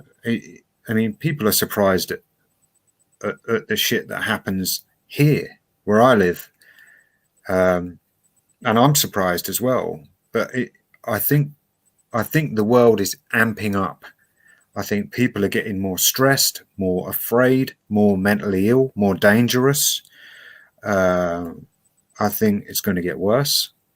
I think there's going to be more thieving, more break-ins, more assaults, more crime, basically. So yeah, I don't know. You've just got to, you know, you just got to keep your head on a swivel. I love that saying, but you do, because things are getting to a point now where, and it goes back to the preparation element I was talking about earlier. We've got to dig our heels in now. We've got to create a bunker, make sure we got enough food, enough money, enough security, and get ready for a few years of this shit. Because I don't think it matters where you live. I think it's gonna get a little bit rocky out there. So It's going to affect everybody because if one country has a problem with their economy or something, then the next country is, especially right now going on with what's going on in the Ukraine, you know, with the war and stuff going on down there. You know, the freaking Polish, the country in Poland, all the surrounding other countries, you think they're not going to be affected by that? I mean, things can change very quickly, you know. So you just got to get ready, and you got to have an ability to defend yourself if you need to, because people will take things because they don't have them, and people will get desperate, and they'll try to take things from you. And if you can't defend yourself, or you can't show them that you mean business to the other people that might try that, then you're gonna get yourself hurt, and if not killed, then it would be all for nothing. So let's not make that happen. Get yourself armed at least. Yeah, true. But like when it comes to, I like it is always good to explore different places in this world. But yeah, at the end of the day, yeah, home sweet home. And Shining says, yeah, I haven't seen Ohio, but I've been in Chicago. I've been to Milwaukee, Wisconsin, and Minneapolis and St. Paul. I think, especially those smaller cities in the United States, are more. I think that they are better than actually the bigger cities. I think. Oh yeah, most definitely, absolutely. It's absolutely different. It's a night and day difference. It's truly living in America when you can live in a small city Yeah, or a country, you know, living out in the country and stuff like that. I mean, that's really where you want to be in America, because you have your own land. If you got the money, you can have your land. And you know, a lot of the people that own a lot of land are into farming and stuff, or they have, it's generationally passed down, so they got all this land. And I mean, unfortunately, the big corporations are buying up all the land, and they're turning that farming land, actually it was farming land, into subdivision neighborhoods for low income houses. So you know, that's changing quickly for the farmers. The farmers are going to be in trouble, and so will we, because we won't have any food, because guess who provides for the food? The farmers do. So what happens when they buy up all the farmland? I think Bill Gates just recently bought up some ridiculous amount of fucking farmland, like 50 million acres or some insane crap. And you know, what is he going to do with all that farmland? yeah, but like here in the Netherlands, we don't even have land like in the United States. Like like let's say the Netherlands, it is a little bit bigger than the state of New Jersey, and we have almost 18 million people.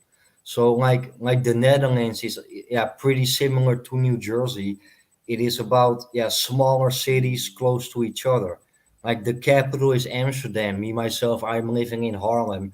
That's about 15 or 20 minutes from each other. So like if I want, like, actually I can go walk to Amsterdam and I will be there within an hour. So like here in the Netherlands, we don't really have land. It is based on, yeah, small cities close to each other.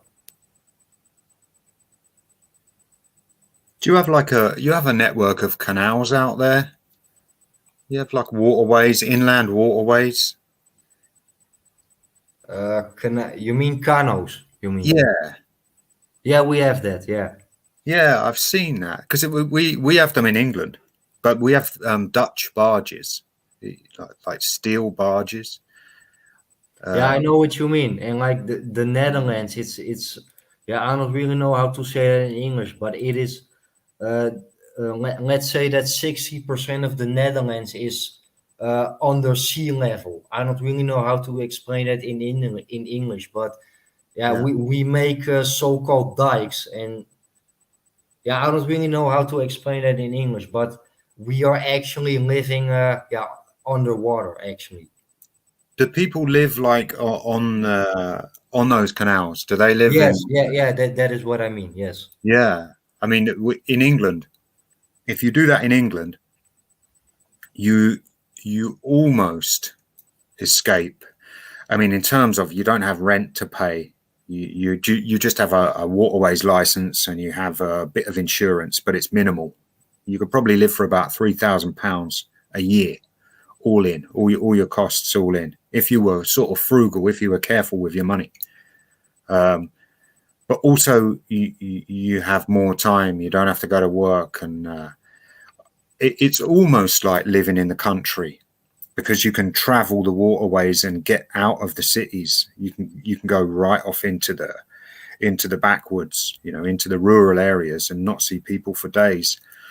I mean, that's my plan at the end of this year, when I'm finally free of my parenting responsibilities. I've looked at so many options. If we buy land, I looked at buying land. There are so many restrictions. Even though if you buy land here and you buy it freehold, what they call freehold, it basically means you own the land. That is your land. The government still has a say in what you can do with that land, what you can use it for, what you can build on it. Even if you're self-sufficient and you don't rely on any government resources like electricity, water, drainage, any of that, they still tell you what you can and can't put on that land. So I looked at that option and thought, well, that's fucking good. If I buy some woodland for, say, £25,000, I can't even put a home on it and be self-sufficient, collect rainwater, use solar panels, whatever, make it off grid. You can't even do that in England. So we're really, really restricted by government rules and red tape as to what we can do to try and detach ourselves from this system. Yeah, but that is the same in the Netherlands, and that is the reason that I am not gonna buy a house. Like buying a house is being a slave of the bank, and at the same time, like you cannot buy the land. So you like your house will never be your house because it is not your land. And Yeah. yeah, that is the same in the Netherlands. Yeah, that's So bullshit, isn't it? yeah, Like, all I can think to like do. but a lot of people actually believe in that. Yeah, and once you've got a house, it means you're tied to all the utility bills and expenses of running a house, which means you then have to work full time unless you come into a lot of money. So then they've got you trapped. You're living in a house, going to the supermarket, eating all the bullshit, food, if you can call it food, that you buy in supermarkets, never being off grid or self-sufficient. And working, spending most of your time and energy going to a job that you don't like, and before you know it, you're too old to do anything. And that's your life over. It's a trap. I mean, that's what my plan to live on a boat is all about. You're limited for space, but you can move around. If you don't like people, you can just fuck off and go somewhere else. In terms of money, you don't need a lot, so you don't have to work full time, and that's the best option I think I've seen in this country anyway. So yeah, it's not easy. It's not easy. We want to detach, but there are so many ties that bind us to this system. And once you see through it, it's like Element says, once you see through it, that's all good. You've still got to fucking live in it. And that's the thing I'm struggling with at the moment. Once you lift that veil, and you realize that you don't want to live this life and be like everyone else, you also realize that you do live in this life, and to an extent to an extent, you do have to do the same things other people do. But yeah, it is what it is. We're not suffering, you know, we're not living a third world existence. We're not starving. We're not in pain. You know, we're not, you know, we're not destitute. But still, we want a better life, and the government won't let us have it. We've got to abide by their rules. As far as I'm concerned, there's too many rules, too many government rules. Yeah. Yeah, true. But I think the most important thing is just being happy. And like, if you would ask me, like, yeah, what is being happy? Like, first of all, like, I am free, so that means that I have some options, and I don't have no responsibility. So, and that is for me freedom, and that combination is making me happy. Yeah. Yeah. You look at the alternative to living the life they want you to, all the extra stress and responsibility, expense, effort, it doesn't make you happy. I've lived that life, and I can tell you it was the most unhappy time I've ever had. You know, the stress, and it goes on and on and on for years. You wake up in the morning and go, oh, fuck, am I still here living this life? I can't stand it. And the more you invest in that lifestyle, the harder it is to get out of it. So yeah, I mean, we've always got to be appreciative. Like you say, you know, you're free. You're freer. You know, you can do what you want, you know, more often than most people, and that counts for so much. It really does. Yeah. But yeah, like me myself, like I am not gonna go back to the blue pilled world, because there's nothing for me there anymore. But when it comes to the manosphere, that's also not really a place that I want to be right now. Like, I am looking for an alternative spiritual world, yeah, somewhere between. Like, what is your perspective about that? Yeah. You've got to the point now where you've outgrown the manosphere, and you need to reintegrate. So you don't have to compromise. You don't have to backslide. You can reintegrate with the world on your terms, and they will have to accept you on your terms. They might not like what you say or the way you choose to live your life, but now you've made the necessary changes, and you've spent enough time in introspection, and you are resolute. You know, you stand firm in your conviction. This is what you want, and you want to die alone. I heard you say, you know, I want to fucking die alone. Yeah, it's not that I want to die alone. I expect that I'm going to die alone. Like, I always say, like, there is a difference between MGTOW and being red pilled. Let's say, like, even if I was not red pilled, then I would still having the same lifestyle that I have right now. But then maybe you can consider me as a blue pilled MGTOW without that knowledge. I mean, like, and that's always what I say. You also can be a blue pilled MGTOW without the knowledge and going your own way. Because a lot of guys in the manosphere, they always say, like, you know, yeah, first the red pill and then MGTOW. No, not for me. I was already MGTOW before I took my first red pill, and that is actually based on my personality. Because, like, if I would change the rules, like, I want to change the rules for other men, but not for myself. Because if the rules would be different, then 80 till 90% they will go straight back to the plantation. Not me, because I just don't want to get married, and I don't see myself as a family man, blue pilled or red pilled. And that is actually, yeah, that is going MGTOW with or without the knowledge. And a lot of guys misunderstand that, I think. Yeah. Yeah, you're right. I mean, having seen both sides of it, for me, it was a case of, I can't do this anymore. I am not going to fucking do this anymore. And it was only when I heard certain men speaking that I realized that there were a lot more men who felt the same way. And I wish I'd heard them sooner.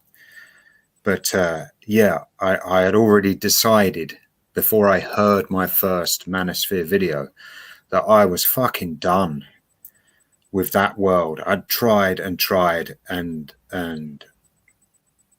it makes you feel like you failed, but you were set up to fail, you know. And then it makes you feel guilty that you didn't succeed, you know, in their eyes. But when you take a step back, when you're away from that for long enough, you realize that the people who still live in that world, they aren't succeeding. They're not happy. No, there might be some who stomach it. There might be some who are genuinely happy. I think like they are succeeding for other people, but not for themselves.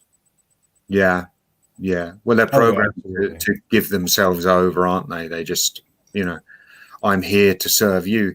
But I think that's the difference. You Garuda, you're like, you know, I don't want any of that. I don't want to serve other people. I don't want to be here for other people. You know, I've got shit I want to do for me. And for me, it was like, right, I've had enough of serving other people. I've had enough of being here for other people. It's time I started to do shit for me. Arrived at the same conclusion from different destinations. But yeah, it's for me, there is no other way. There's definitely no going back. You can't go back. And for those who do go back, I don't believe they ever seriously took the red pill in the first place. And like you say, 90%, I'd say that's accurate. And most channels, most men who, you know, regurgitate what they've heard and, you know, parrot everything that's been said over the years. All right, everybody's got to, you know, absorb the information. But most of those men will delete their channels and go back to the plantation. Within 3 to 5 years, they will go back to the plantation and they will go back on everything they've said. So it's not easy. It is definitely not easy, because like when it comes to like all that knowledge that you have, what do you actually get back from it? Yeah, for me, not much, or actually nothing. So you are actually gonna pay a price for the things that you know. And Yeah, that's sometimes exactly true. like sometimes I still have some feeling like I just wish that I took that blue pill. And I think if you never have that feeling, then you probably never took really that red pill. Because like even it doesn't really matter how hardcore red pilled you are, it is so difficult. And like I find myself most of the times alone. And yeah, it is what it is. Well, no one's going to understand the world the way you do. It's personal to you, just like it's personal to me and it's personal to Messenger. We see the way of the world in our own unique way. So, you know, sometimes you can share things with certain people, but in our case, we've gone so far away from what the general norm is that we're already in a situation where we're having we're already the cards are already kind of stacked against us. It's just part of the price that you pay for knowing what you know. It's just how things work here. You know, you everything, you have to pay a price for everything, and that price might be the weight of the world on your shoulders, because you know more or less how the world really works. And people won't understand that because they haven't gone through the process that we've gone through to try to figure out how the world works. And so we're going to have a different outlook that you just can't describe to people, and it's going to be unique to all of us. But we all share the same commonality, which is we're all looking away from the matrices, if you will. We're all outside of it. It's just now we don't know what to do, because we're in the system, but not of it. And so that's just kind of the system that we're in. And so it's a hard life to live, like Messenger said. It's a challenge at times, but the longer you do it, and the more you start learning, the easier it becomes, because it becomes more and more the right thing to do every single day. I wake up and check the news now, which, you know, my sources are not the mainstream news. You know, my sources are places that are more or less alternative, but you won't really find them on the internet, on YouTube or BitChute or any of it. So, you know, we've made a good choice here. And like I said, the best situation that you could be in is being a single male right now. You save all your money. buy yourself a little house if you want to live in a house. We're talking if you really wanted to do this, um, try to buy a little piece of land somewhere if you've got the money to do it, and build yourself a small, you know, house, nothing crazy.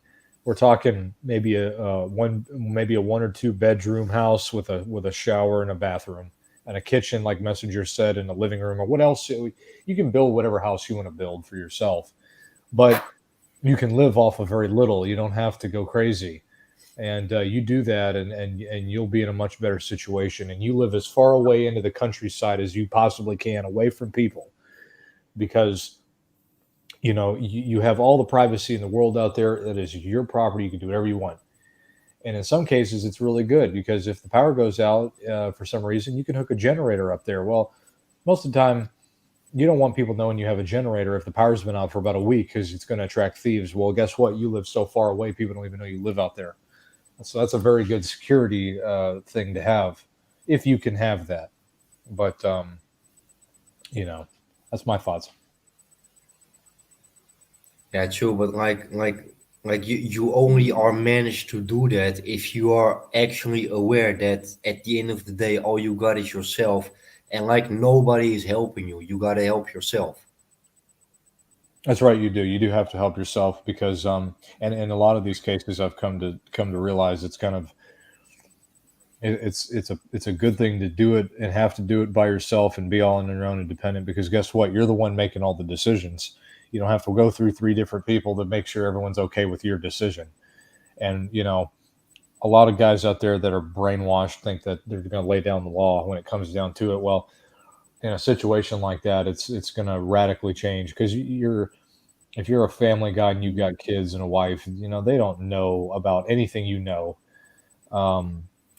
because if you're smart, you wouldn't tell them, because you know that they would think you're crazy and you lose respect, and then you have to play that whole mind game with all that, living that kind of lifestyle. But you're right, Ghost. It's you have to think about everything. You're in charge of yourself, and when you first kind of do that, it's scary at first because you don't know what to do, and it's a lot of things you got to think of, and it's a lot of things you're stressed over. But in reality, cut everything down, live off your bare essentials.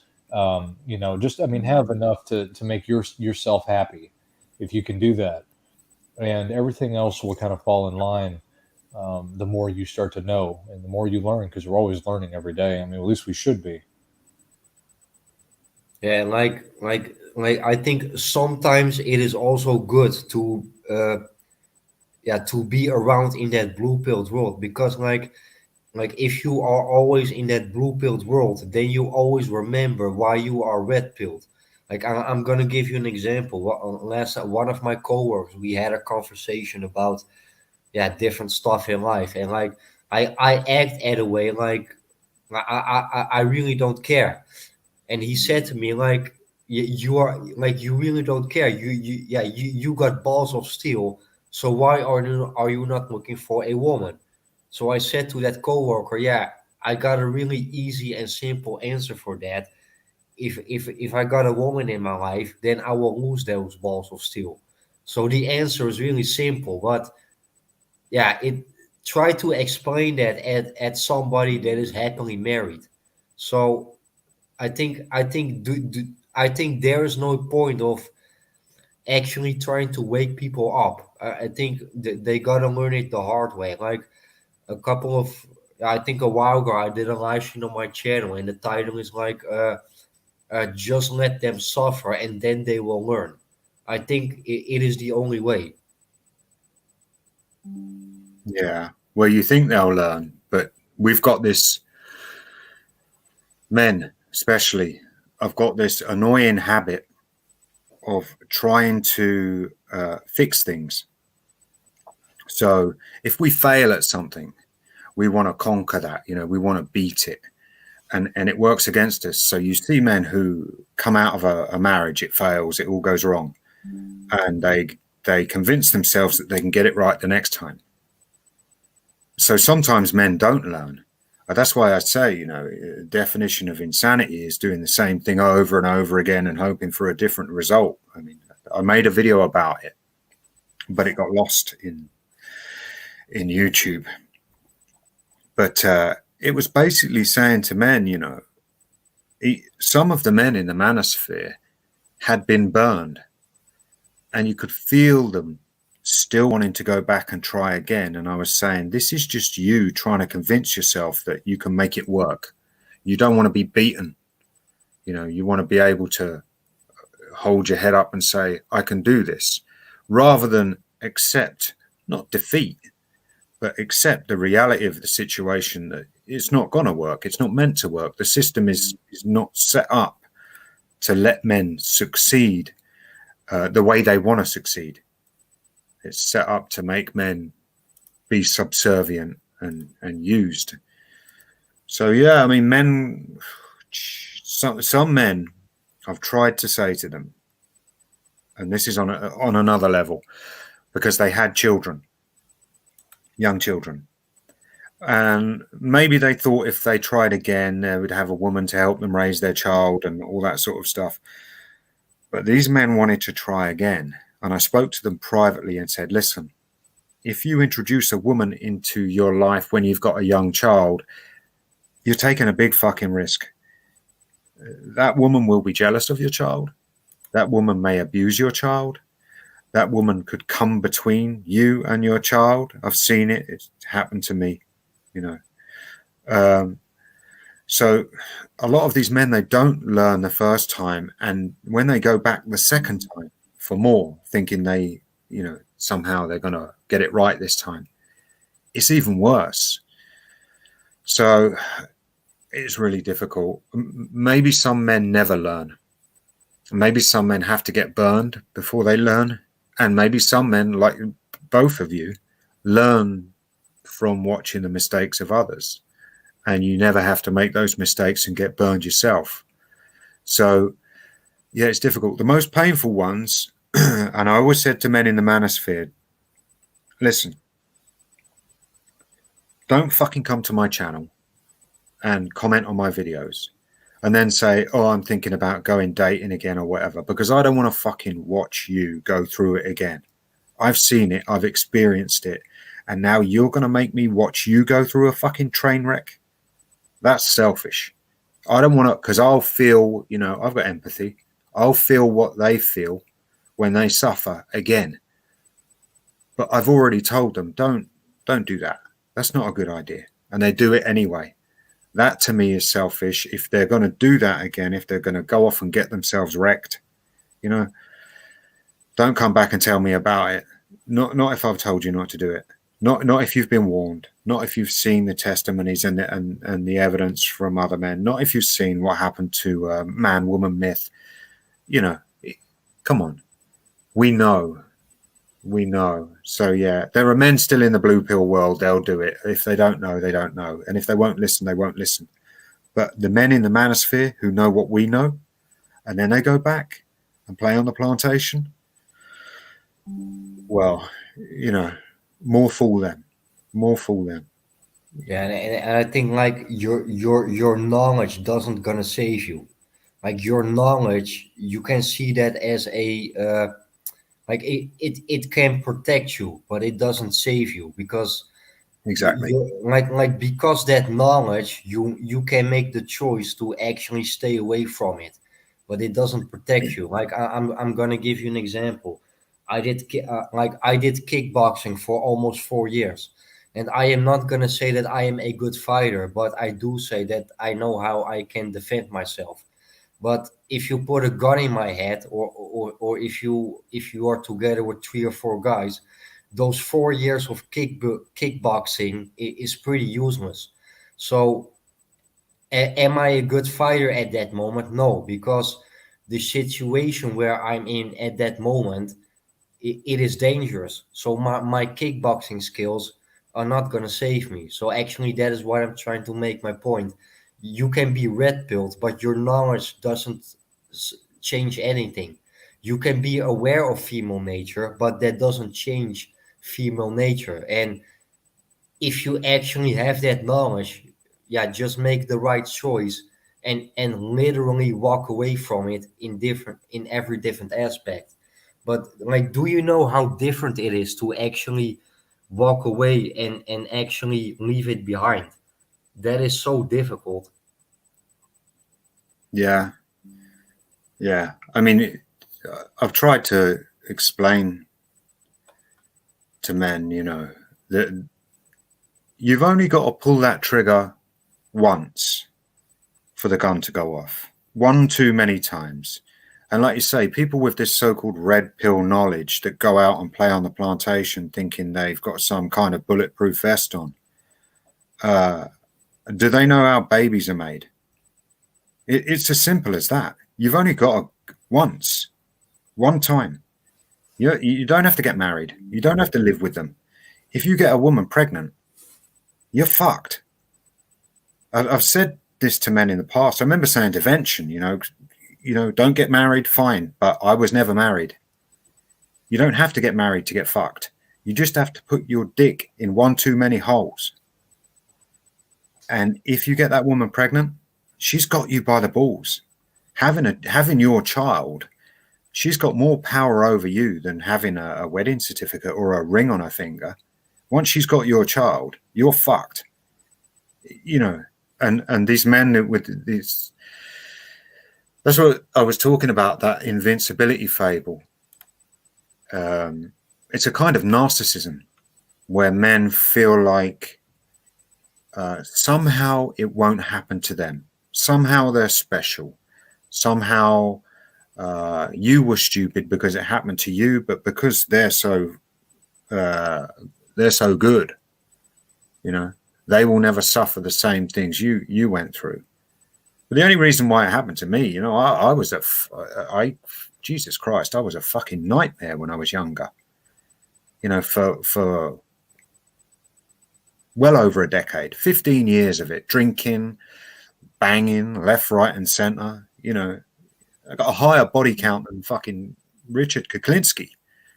You got these PUAs bragging about Richard Kuklinski. That's true. That's the best example. For those of you who don't know who that is, that was a big ass dude. Motherfucker's huge, big tall dude. He was a hitman for the mafia. They called him what did they call him? The Iceman. Yeah.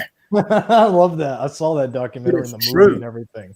But it's true. But while I was doing that, I thought, yeah, fucking, I'm the man. I'm the man. The one time I got a woman pregnant, it was all over. I had a 15-year streak of thinking I was fucking great. I even had doubts whether I was firing blanks or not. Does this fucking thing work? Am I? How can I bang so many women and not get them pregnant? And the minute you get one pregnant and it's yours, then shit gets real. And that's what I'm saying to these men. You might think you're invincible, but you're fucking not, because when it happens, it's like a fucking lightning bolt. You wake up in the morning and you're like, it's still ringing in your ears. You can still see her face and hear her saying, yeah, I'm pregnant and it's yours. And that second bit, I'm pregnant and it's yours.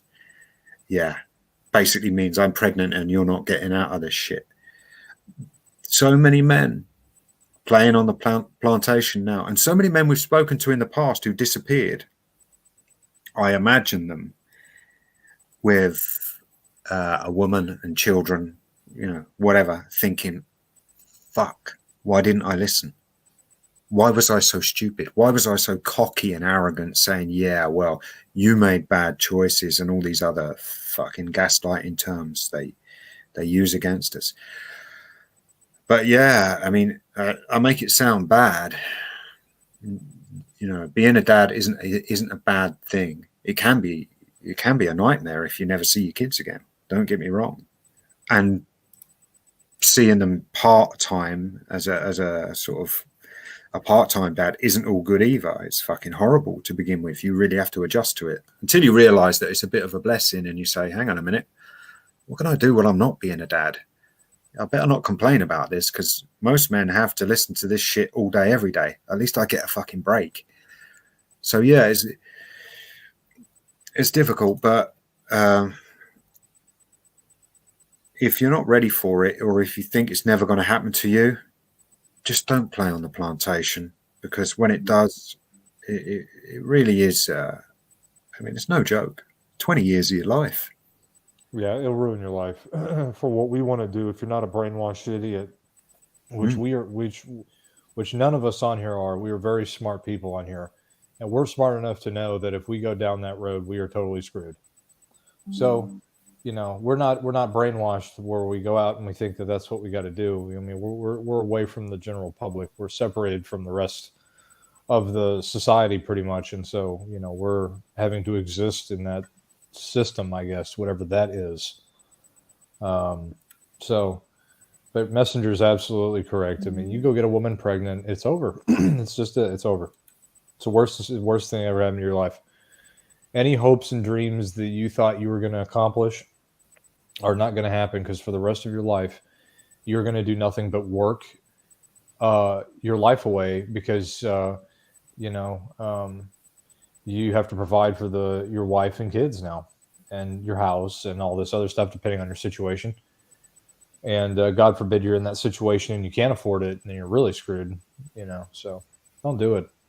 Yeah, Not true. worth And it. like, if you look, like, it is already hard enough to save your own ass. So like, Dude, does it make it any easier for you? I don't think so. So, but Mm. yeah, if you make a choice, that is for the rest of your life, and not exactly. for a couple of weeks or for a couple of months. But I think that is the mistake that people make. Like, people these days, like, they are too optimistic, and like can you actually blame them? Because like, nobody wants things to go wrong. Nobody does. So, but that optimistic thinking, that doesn't mean it is realistic thinking. Yeah. Yeah. Well, some of the I've got to go back to the black pillars, because those people, some of them are so optimistic. Oh, if I can get a girlfriend, I would work, I would be happy, I would be this and that. Honestly, I mean, I've been celibate for what, 9 years now, about 9 years. I don't miss female company. I don't miss being with a woman. At the time, it wasn't all that. Most of the time with women, there was drink involved, there had to be drink involved, which is even worse when you think about that. And yeah, you're not missing anything. I don't know why men think it's some kind of competition to brag about whether you can't get it, you got sent your own way, or nah, just not. We just got bored of it, or we just don't find modern women attractive. It's just not something appealing, or it's just nothing I want in my life. I can't remember the last time I saw a woman who I found attractive. And even then, back in the day, I had to be drunk. You know, drink does wonders for your eyesight. You know, when I know, you're out, man, I know. you know, we call it having beer goggles on. It's like, oh, you got beer goggles on. You know, suddenly a 4 can become a 10, and then you wake up with a fucking land whale and think, shit, get me a taxi, get me out of here, for fuck's sake. Those days are gone, because one thing that happened naturally, and this goes back to something AJ said. He said it happens naturally. And lots of things happen naturally. So naturally, we don't find that way of life appealing anymore. Naturally, we move towards introspection, and we move towards developing our skills and learning to love ourselves again. But small things happen naturally. I stopped drinking. I was like, why am I drinking? I don't want to fucking drink. And all the things that were bad for me, all the things that got me into these bad situations, stopped happening.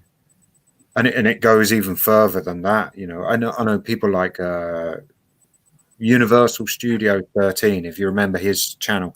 He stopped smoking, he stopped drinking coffee, he just became clean, because these things weren't benefiting him. You know, smoking costs money, coffee, you know, can keep you awake at night. All of these things all of a sudden started disappearing from his life naturally. And it was the same for me with drink. I'm like, I don't want to drink anymore. It doesn't do anything for me. In fact, it hinders me. It keeps me from doing the things I want to do. So, yeah, naturally, life cleaned itself up. And so much so now that, I very rarely drink coffee these days, and small things like that. Yeah, it's good to cleanse the body too. You don't want to there's a lot of toxins and just like the food that they serve us is just poison. Yeah. Ghost to MGTOW. Holy shit element. Hello. So it's all poison for you, and it's not good. And so, you got to be careful what you eat. I'm kind of on a paleo diet, actually. I just eat, healthy meats and stay away from sugar, try to stay away from carbs, and just eat a lot of vegetables and stuff like that, and just try to take care of yourself, because you really got to, take care of yourself. You don't want to eat like crap. I can't tell you how many, and Messenger, you probably know this, how many times we've seen people that work that just completely just eat the garbage of the earth of food and just shove it in their face and get heart disease and die on the job from drinking too much and all this stuff, and just die right there, and then just having a miserable time on top of it, just dying slowly because they didn't take care of themselves. Well, it's self-harm, isn't it? Yeah. If they can't be bothered to nourish their own body, then either they've got low self-worth, or their only pleasure is to eat large amounts of saturated fat and sugar. So Yeah, me myself, I always say, when it comes to eating junk food, drinking alcohol, using drugs, I wouldn't recommend it. But if you actually need to do that to not losing your own insanity, we all need a distraction. We all need something bad that can turn us in something good. So I wouldn't recommend it to anybody, but if you want to do something bad because it's good for you, just do it. Yeah, I found you can assess it by your mood. So sometimes I would wake up and think, "Fuck, I'm okay. Everything's okay." But I've got this sort of, I'm not sad. I'm just fucking bored, and it's because I've been so strict, which is good. I've been clean living. I've been training a lot. I was fit, healthy, of sound mind. No problems, no real stress, nothing I couldn't cope with anyway. Life is life. But I was fucking bored, and I thought, you're being too strict. So every now and then you can, in moderation, have a fucking pizza or eat a bar of chocolate, and enjoy it. Yeah, and you also gotta make your life as easy as possible. I consider cooking is my hobby. But let's say if I come home from work after 12, I can do two things. I can, make food, or ordering a pizza. If I had a hard day at work and I'm home, really late. Yeah, for me, just ordering a pizza, for me that is perfect. So Yeah. even though I know, a pizza is not the perfect food, give me one stupid reason why I will not order a pizza. I want that at that moment. Yeah, no dishes to wash. Oh, you can Yeah, afford to. Imagine if you couldn't afford to do that. You've got the choice. That's not. I It's a cannot nice afford it. It's about 11 euros for a pizza. shit. That's cheap. Yeah, how much is a pizza in the UK? I've never been to in the UK, by the way. A takeaway one you can get for about £10. So £10. Okay. But if you want a good one, you've got to pay upwards of £15, £16 just for one pizza. But it's not a lot. That's a lot of money to some people. That's their fucking shopping budget, their grocery budget for the week gone. But like you say, if you've been good, if you've exercised, if you've been watching your diet all week, and you don't have the time or the energy to start fucking cooking with pots and pans and shit, then yeah, just ring a pizza and treat yourself, you know. And of course, you get to eat the whole fucking thing, and you don't have to share it, which is always nice, you know. Yeah, and it's like me myself. I'm living alone, so if I cook for myself, I eat the same. I eat the same food for 3 or 4 days. Yeah, yeah, I do. I make a big pot of it, and then I freeze. I've been doing that for years. You know, I buy like a kilo of ground beef or minced beef, whatever you call it, and make a big chili, a big fucking pot of it, and then freeze loads of it. So then, if I want to eat, I've got good food, home cooked food, but I just have to microwave it. You know, maybe just make some pasta or some rice, or have it with some bread or whatever. But I eat the same food. I've got no problem with having the same dinner every single day for 5 or 6 days. It's, you know, it's just fuel for me. Food is fuel. But yeah, I think we eat well. We eat better than a lot of people. I watched a man on the train actually coming home from London, and I assessed him, and it was late. I'd been training, and then I'd been for coffee afterwards with one of my friends in Brixton, and I came back on the train. So it was late. It was past 11 p.m. And this guy, he was overweight. He was unhealthy. His skin looked bad.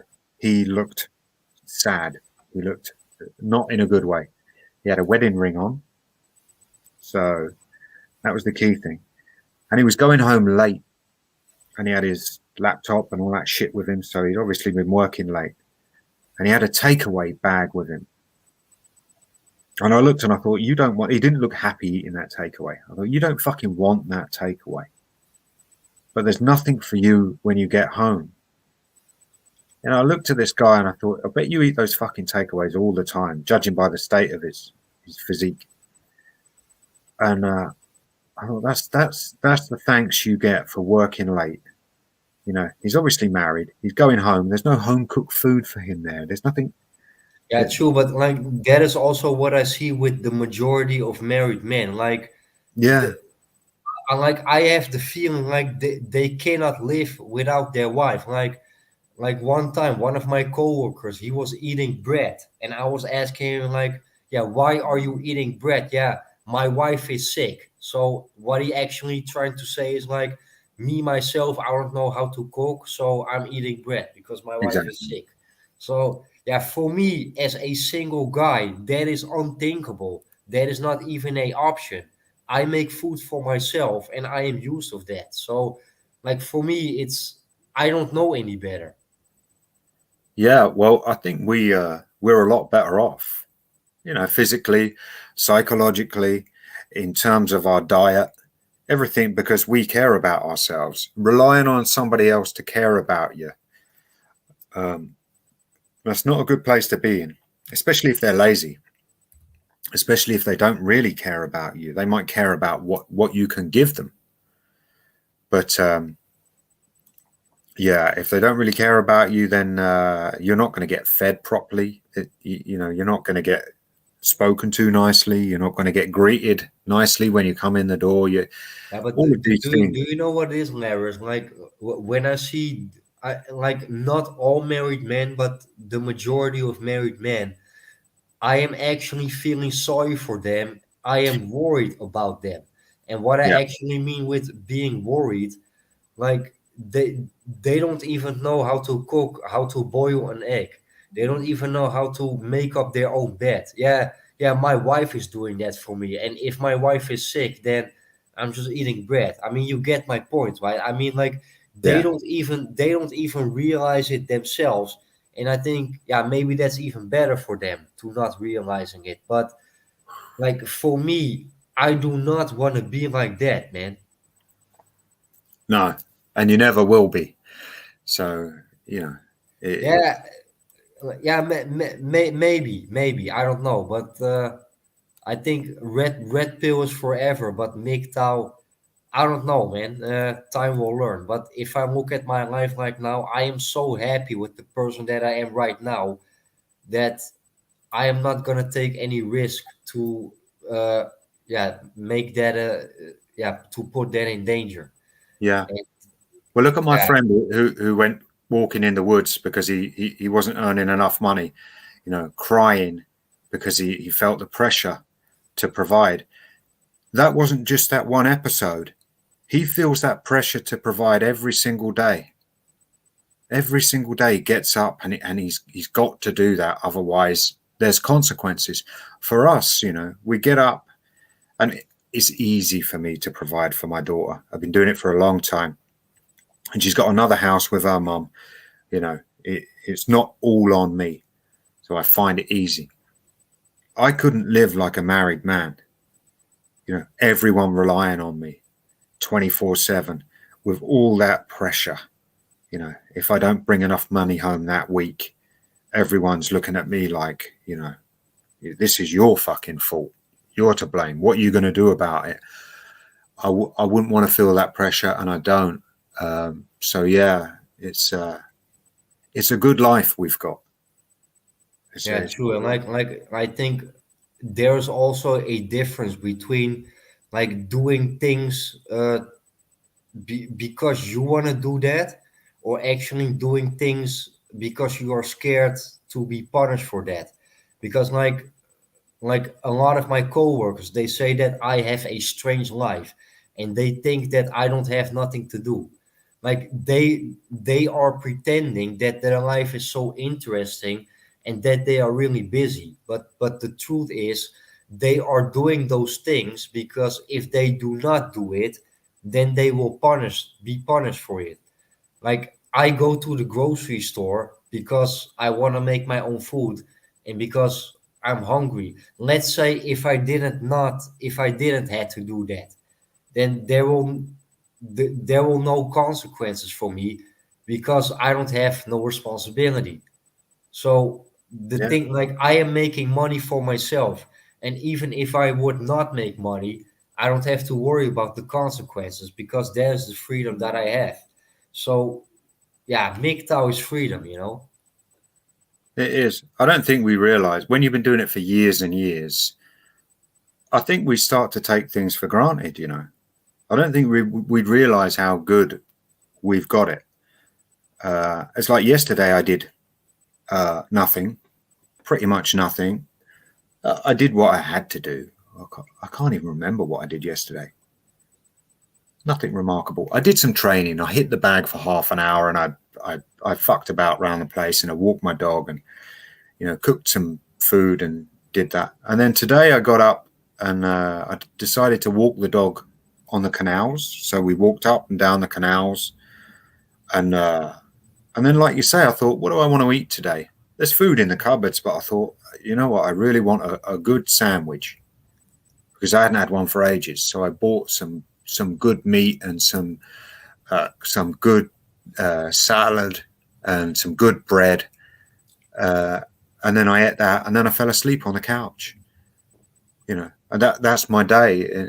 You know, and then this weekend, I don't really know. I've got no plans. I'll do some more training. I'll walk my dog. I'll make a big pot of chili for the week, so I've got food and yeah, do what I want.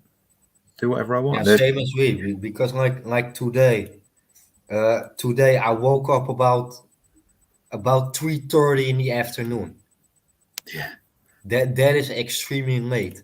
So the only thing that I did today, I gotta work tomorrow, or actually within a couple of hours. But the only thing that I did today, I went to the grocery store, I made some food, I cleaned my apartment, I cleaned up my backyard, and now I am doing this stream with you guys. And yeah, that was actually my day. Like it is not really interesting, but yeah, yeah, I am happy with it, you know. I am satisfied with it, and like without any responsibilities, the happiness, yeah, comes within itself then after a while. yeah. Well, there's other stuff going on. I mean, people would hear that and say, "Oh, you're doing nothing with your lives," but you know, I mean, I'm doing another module for psychology, doing sports psychology. That starts in September. I'm buying a boat at the end of the year, which is going to be a project which I don't know how long that's going to take me to finish. Maybe the best part of 2023, you know, all next year, which is good. That's what I want to do. I want to do that. And I'll learn about boats and all that sort of stuff. Still training the martial arts. There's so much going on. I'm going to learn so much more. And a friend of mine's got some land for us to hunt as well. So I'm going to go out hunting with him and learn, because he's been hunting for 40 years. You know, he's going to be like a father figure to me. He's going to teach me all about hunting, stalking, preparing game once you've caught it, and obviously cooking and that sort of stuff. So I'm going to learn so much in between, you know, having days where I don't do anything, sleeping on the couch, you know, eating a sandwich and walking my dog. We are so free. I mean, the last 18 years, obviously, I've had my daughter in my life every other weekend, 2 evenings a week. But she's off to university in September. And then it's just me. So then I've got even more freedom. And I'm going to appreciate that so much that, you know, I can never go back. I've got to think about as well my age. I'm 50 this year. I might only live for another 10, 20, maybe even 30 years, maybe even 40 years.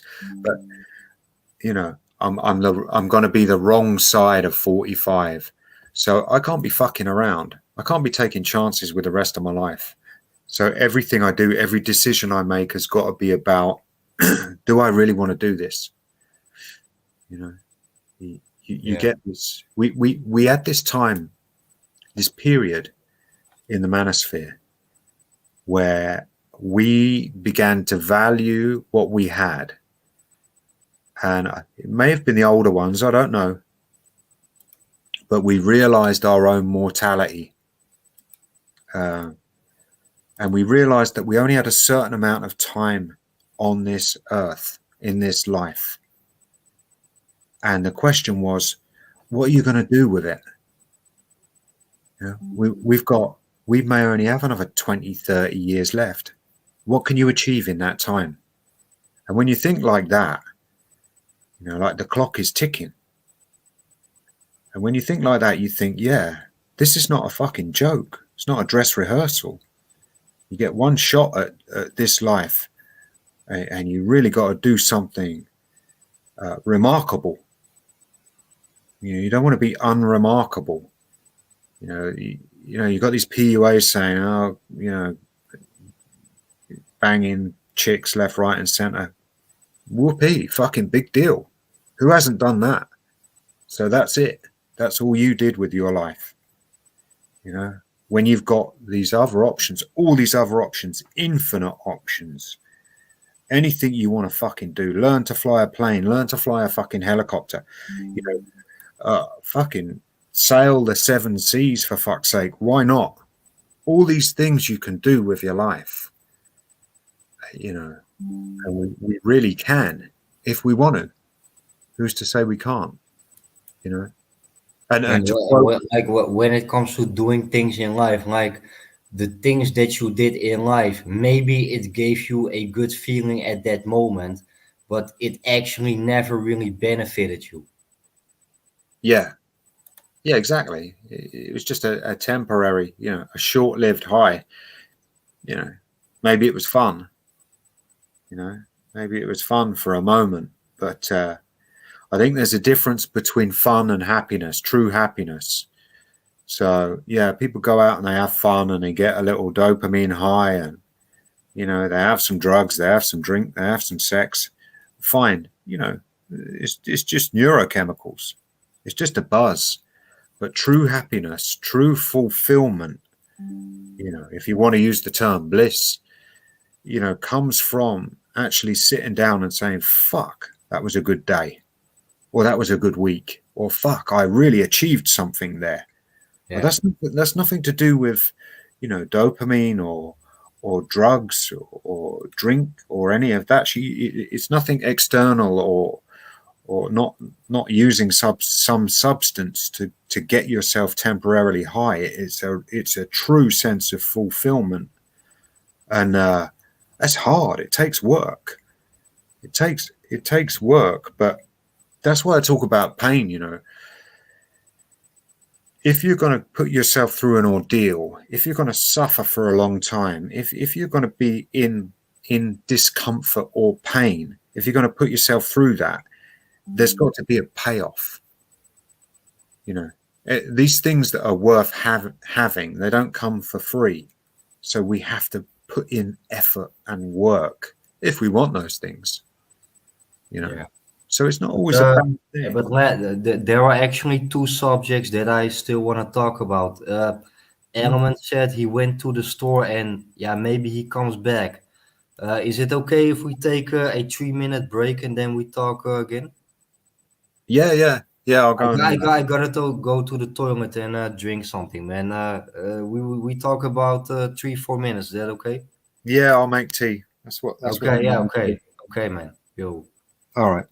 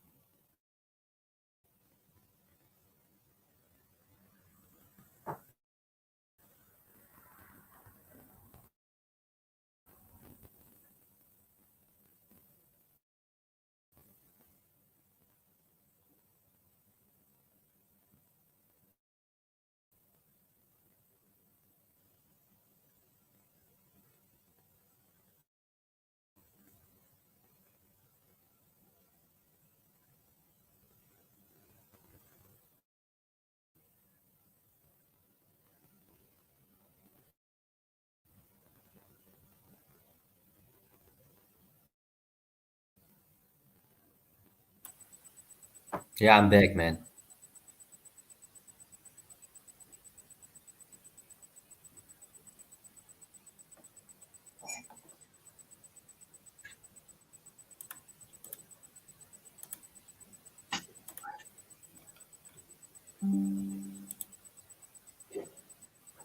I'm back. Yeah. You said you were making tea, right? Yeah, Yeah, I'm on yeah, apple juice right now, man. yeah. But like when it comes to content, like like I said before, like my inspiration is pretty much gone, and that is also like I don't have that red pilled rage anymore. I am not angry anymore. I just accept it for what it is, and I think that is also the main reason that yeah, my inspiration when it comes to producing content is pretty much gone. Like, do you get my point? Yeah, but I think I I had high hopes for the Manosphere years ago. That's one of the reasons why I got a bit disillusioned. I thought the philosophy would develop. I thought it would grow. And maybe I don't know, 5 years ago, around the height of say when Spetsnaz made the Grey. You remember those times Yeah, yeah, when those videos were coming out. I honestly thought, fuck, this is going to be an awesome philosophy. This is going to grow into something. And I thought, shit, I'm actually a part of this, and this is going to be fucking remarkable, you know.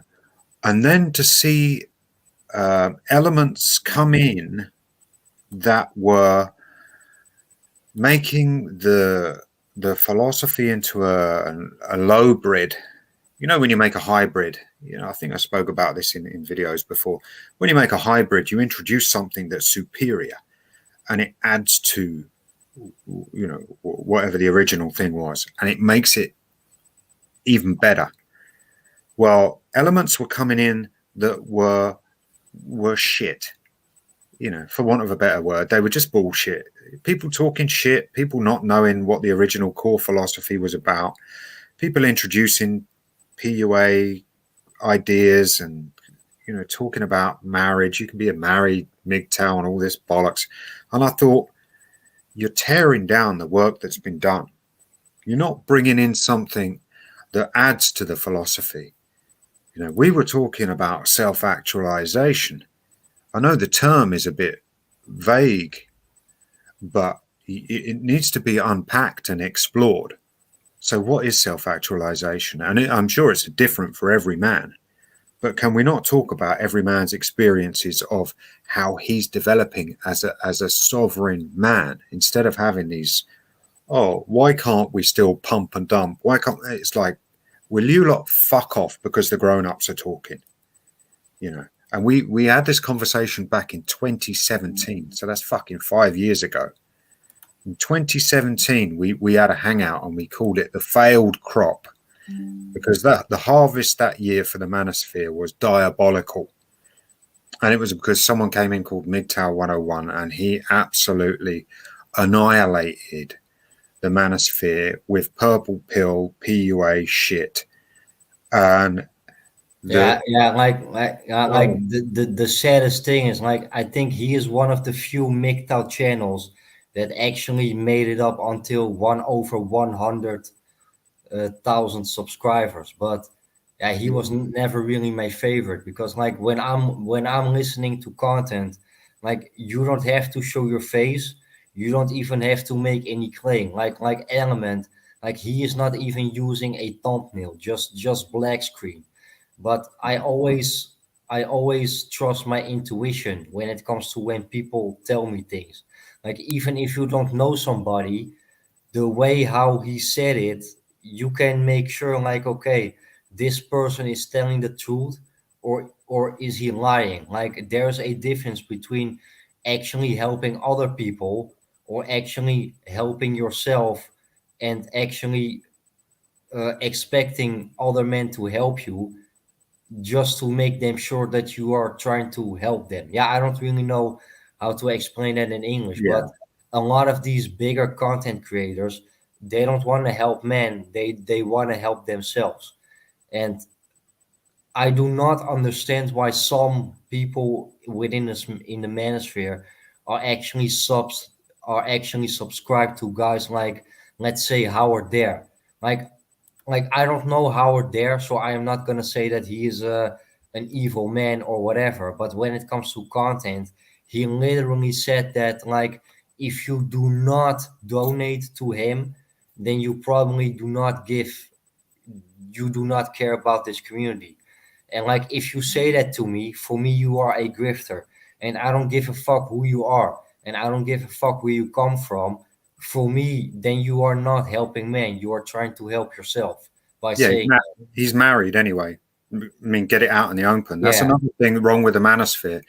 People want the numbers, or they've grown close to someone virtually, online. So they are willing to overlook certain things. That's always been a problem. That's how the manosphere got to be in the state it's in. People won't call it out. Howard Dare is married. He's a married man taking money off other men, which is a bitch move anyway, because that's what single mothers do. They extract money and resources from men. Men shouldn't be doing that online. That's not what we're here for. We're here to pay it back. We get information, that helped us, and we in turn feel like we should pay it back. So we do. But the reason why so many people subscribe to these channels, and the reason why so many men listen to 100,000 subscribers, like you say, for a fucking cat playing the piano and some women doing a shuffle dance, is because that's what most men want to fucking see. It's men's fault. Men can't stop it. Men can't stop their obsession with females. They can't focus on themselves, find any meaning in life unless there's a woman around. Men struggle to make themselves the focus of their own life. And these big channels, unfortunately, like you say, they're not here for men. They're here for money. And they build a subscriber base. They spam the fucking feeds with, endless amounts of insincere shit, because they don't speak because they've got something to say. They speak because they have to make a video that day, because they need the money. They need the donations. They need the subscribers and the views, because, what kind of man is that? Don't they have another means of making a living? Aren't they capable? Don't they have a skill or a trade or a profession or the aptitude to make money that doesn't revolve around begging for money from other men online? You got to call this shit out. I always called it out, and people said, "Oh, that's infighting." Why can't we all just fucking hold hands and sing fucking Kumbaya? And I'm like, no, because, if I see something, I'm going to say something, and I don't give a fuck if people don't like that. I don't give a fuck if people unsubscribe or say this or that. If I see something that is questionable, I call a man out. That's what men do, isn't it? Men don't, run off and hide and talk behind each other's backs. They say it to each other's faces. And men have challenged me in the past, and I've challenged them back, and they fucked off and disappeared. And that says a lot about them. So in the manosphere, if they want a strong philosophy, if they want to build a strong philosophy, when these elements come in that are insincere and not interested in what's best for the men they claim to be helping, then the men in the manosphere have to call it out and say, fuck off, you're married. If you're married, fine, just be honest about it. We've had married men in the past, like Straight Shooter. Back in the day, Straight Shooter supported the cause. He supported men's rights, because there was a lot of men's rights issues being spoken about back in the day. He was active in the community. And he said, I can't be MGTOW or whatever. And he accepted the term RPM, or red pill married. And he got respect. He got respect for that. But now you've got married men, Howard Dare, fucking MGTOW values, all these tourists claiming a label that, by its very definition, is not for married men, is not for men who cohabit with women, and that's exactly what they do. You know, I don't use the term MGTOW. I don't think I can use the term MGTOW because I have a child, and I've got to be honest about that. I don't have as much freedom as a man who doesn't have a child. But in the same respect, I think any man who claims to be MGTOW and talks about the dangers of women and relationships and then goes out and pumps and dumps and does all those stupid things is a hypocrite. I don't think he's got a philosophy, and I think they contradict themselves when they live that life. That's up to them, you know. So it's a difficult one. The manosphere, the philosophy, I think there's a lot of work to do. I don't think it's ever going to get done, because I don't think the cerebral MGTOW that were there back in the day, the articulate men who were there back in the day, are in the manosphere now. And if you go back to Razorblade Candy, watch some of his videos, he was a very sarcastic, very confrontational, extremely intelligent man. And he could go from ripping someone apart to dissecting their arguments and destroying them with intellect. That has been lost. And when I spoke to RBK back in the day, you know, we used to email back and forth. He said he got disillusioned. He never said why, but I think you and I both know why. I think he got disillusioned with men. Just making the same mistakes, saying the same shit, being disingenuous, begging for money, trying to co-opt the philosophy and turn it into something it never was, you know, turning it into some PUA bullshit or some MGTOW is for married men, which is just something Paul Elam said from A Voice for Men years ago. He said, "Oh, you shouldn't be excluding married men. We're MGTOW." No. You know, we are anti-marriage first and foremost. So Paul Elam got called out for that a long time ago. A Voice for Men, they got fucked off out of it a long time ago. You know, they tried to claim the MGTOW label for themselves, and they got fucked off out of it because they were trying to make it for married men. So the philosophy, I can't take it seriously. I don't even think it's a philosophy because it's not clearly defined. It should be. I've got my ideas about what I think it should be, but then people have their ideas about what they think it should be. So the fact that people can't agree on anything and there's no solid core philosophy makes it too wishy-washy for me to take seriously. And the worst argument, the very worst argument is this, but I'm going my own way. And they always type it in capitals, or you're going your own way. And that just applies to everyone in the world. Everyone chooses. Yeah, because that's a good point, because when I also said that in a lot of my videos, there are not officially rules when it comes to MGTOW, but I think there are definitely limits. I think going your own way is going your own way alone.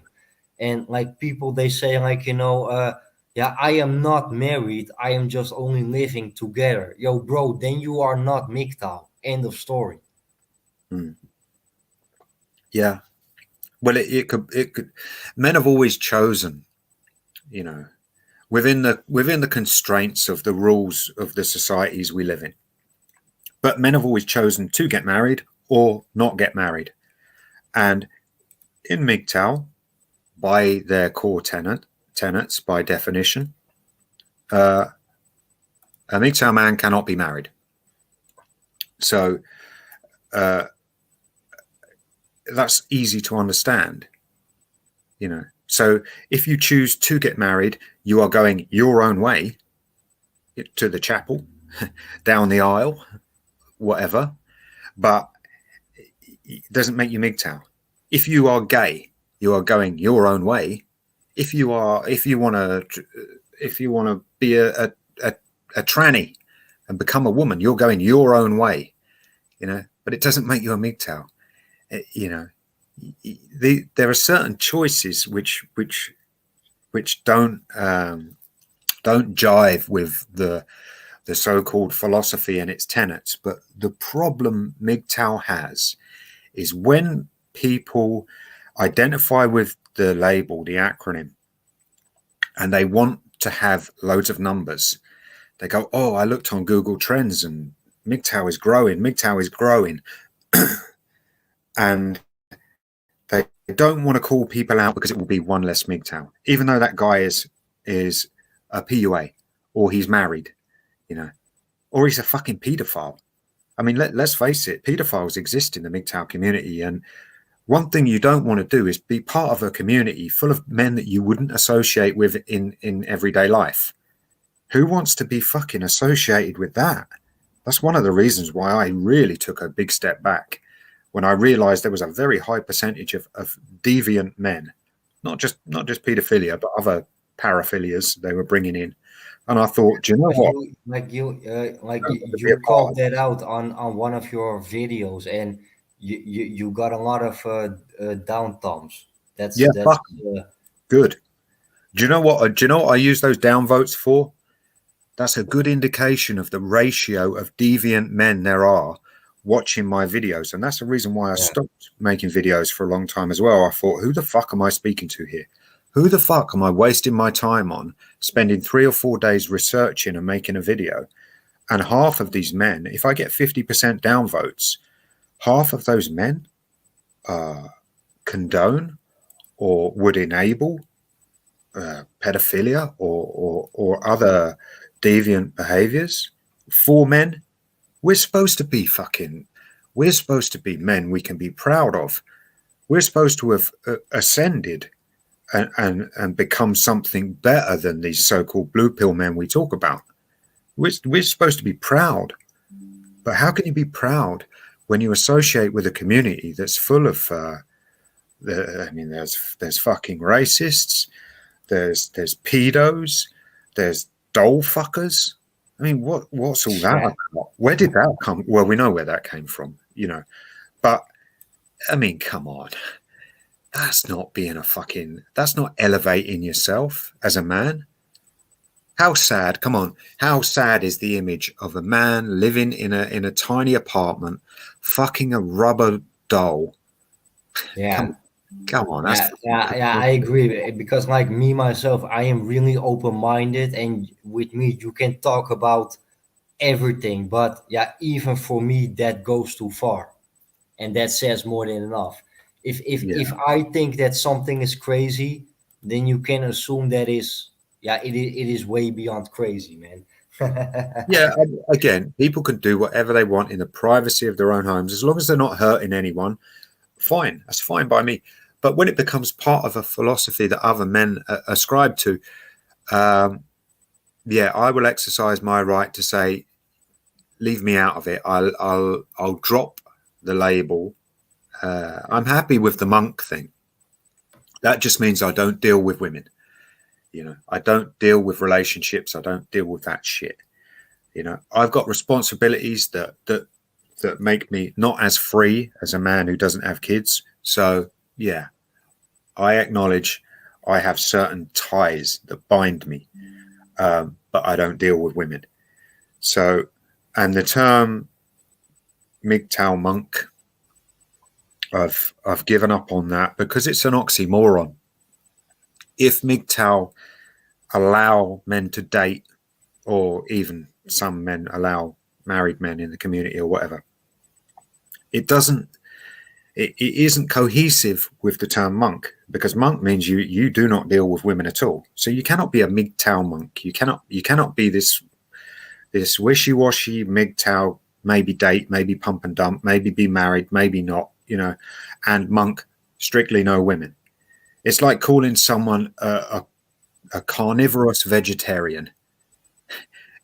Either you fucking eat meat or you don't. So yeah, I dropped the MGTOW label. It doesn't make sense to me. I tried, and I really thought back in the day it had great potential, but men weren't willing to call people out on their bullshit, and they need to. I mean, if there are men still passionate about the community now, call people out on their shit. So what if someone unsubscribes? So what if someone accuses you of infighting? If you see something, you've got to be true to yourself. You can't just say, "Oh, I find that a bit weird," or that's fucking wrong, or that that's fucking sick, and then say nothing. If you do that just because you don't want to upset the apple cart and say, "Oh, that guy over there is a fucking weirdo or a deviant," and everyone says, "Oh, you're infighting," that's another MGTOW. That's bullshit. That's bullshit. Yeah, because like I always say, like, there's a difference between being red pilled and actually be MGTOW. Like we have someone in our community. He is officially from the Spanish manosphere, and like me myself, I am not from the Spanish manosphere, and I don't speak not even one word Spanish. But from his perspective, I also did a couple of live streams with him. From his perspective, like, uh, either you are a MGTOW monk or you are not MGTOW and you are just red pilled, and maybe then you can be with a woman, but do not disrespect the MGTOW philosophy. Yeah. Well, people have said it in the past, the purple pill doesn't exist. It is blue pill. Either you are or you're not. And there should be no in between, no blurred lines. It's like either you deal with women or you don't. If you deal with women, then you are no different to the generations of men before us who may have been single, may not, may get married, may not, may go on dates, may not. That's just what men have always done. So if you're MGTOW and you might get married, you might not, you might go on dates, you might, what the fuck is that? That's nothing. That's what men have always done. That's not a philosophy. That's just called being a man. Doesn't mean anything. So Yeah, like I said before, like, I expect that I will die alone, and like I hope I can die within my sleep, but maybe I die within my own piss, my own blood, my own puke, my own shit. But I am ready for that, and I am not gonna say, like, yeah, right now I am watching those MGTOW videos, but maybe after a couple of years then I will be a father. Or no, this is for the rest of my life, and like I cannot predict the future. Maybe something is happening in my life that I maybe go back to the plantation, I don't know. But if I have that perspective right now, no, this is, I will die alone, and I am ready for that. And like, as a MGTOW, you must be prepared to actually die alone. yeah. Well, who says, is there such a thing as a good death? Like you say, you might die in your sleep. I But hope so, man. yeah, but I mean, death is death. Expect to die a painful one, and you won't be disappointed. It, it really is. I mean, Jesus Christ, are people honestly making decisions in their life that solely revolve around how they're going to die? Oh, I don't want to die alone, so I'm going to have to get a big mortgage, get married, have kids. Really? You live your whole life just so you can have a comfortable death, or perceive what you perceive to be a comfortable death? It sounds like a scene out of a movie where you're laying in bed and they're all gathered round holding your hand, and then you just slip off into the afterlife. I mean, come on. Look at the lockdowns. Look at the way people were isolated in old people's homes and they had to say goodbye on an iPad. They fucking Yeah. died alone. That's the reality of the world, it's, I don't know. Yeah. But yeah, I mean, when I die, I die. It is what it is. It doesn't. It's not really something I think about. So yeah, when I go, and there's not much you can do about it anyway. It's pretty much out of your control, isn't it? You know. Yeah, and like actually, like right after day number one, after you were born, you were born as a baby. Like let's say the first 3 or 4 years of your life, you can't remember that. I mean, like me myself, I don't remember nothing that from when I was a baby. I think the things that I remember, that was from the age of 3 to 4. I mean, you know what I mean, right? Yeah. I Bits mean, and pieces.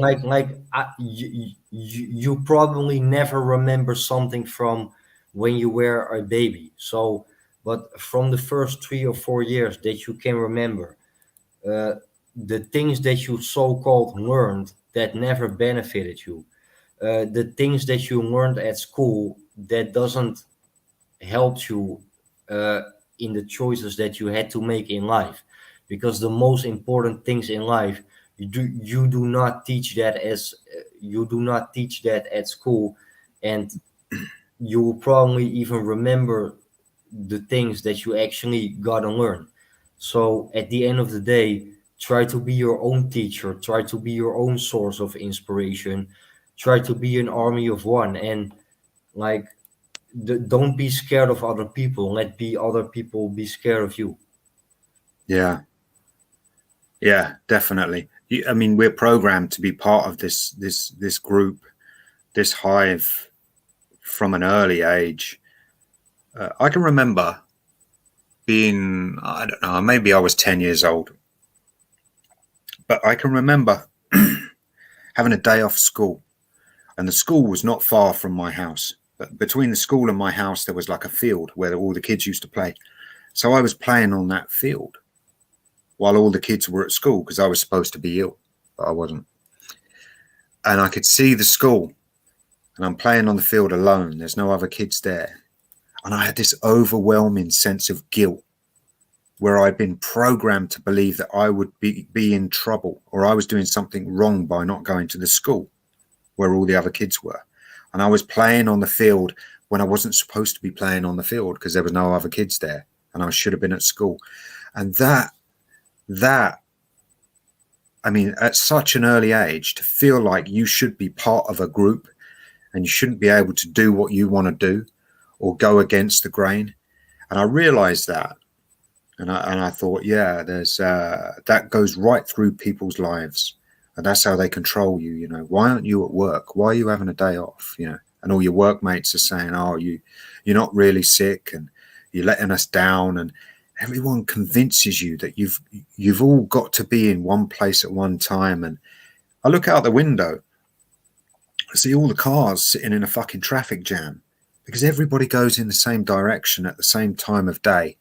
And then you go and get your groceries at the wrong time, and you know all the people go there on a fucking Saturday morning because they don't have time during the week, and that's when they do their groceries. And I think, fucking hell, we're like these herds, herds of people going to the same places at the same time because nobody wants to go in the opposite direction and say, hang on a minute, I don't want to do that. You know. Yeah, I get your point, but that is also when I felt when I was like 16. Like, do you know how strange it feels to actually doing something that other people do not do? And like in the beginning, like you are actually have the feeling that you are doing something wrong because other people do not do it. But you will learn that you are actually doing the right thing. Like when I was 16, like I was a Yeah. failure. I was a failure at high school, so I stopped my school at the age of 16. I just started working. Do you Mm. know how strange and how special it feels if you are 16 and you are just walking downtown and you see other people from your age? They are busy going to school, and like at that same time you are making about 400 euros every month. Yeah. So yeah, in the beginning, like when it comes to MGTOW, like I am not gonna say that not doing your homework and stopping school is the right choice, but at the end of the day, for me, yeah, it was the only choice, and it yeah, for me it turned out really good. That doesn't mean it turned out good for other people, because I also know people, they did not finish high school, and yeah, they became criminals.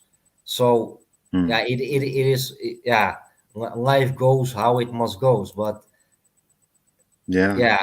I did the same. I left at 15 and I got a job in a printing factory.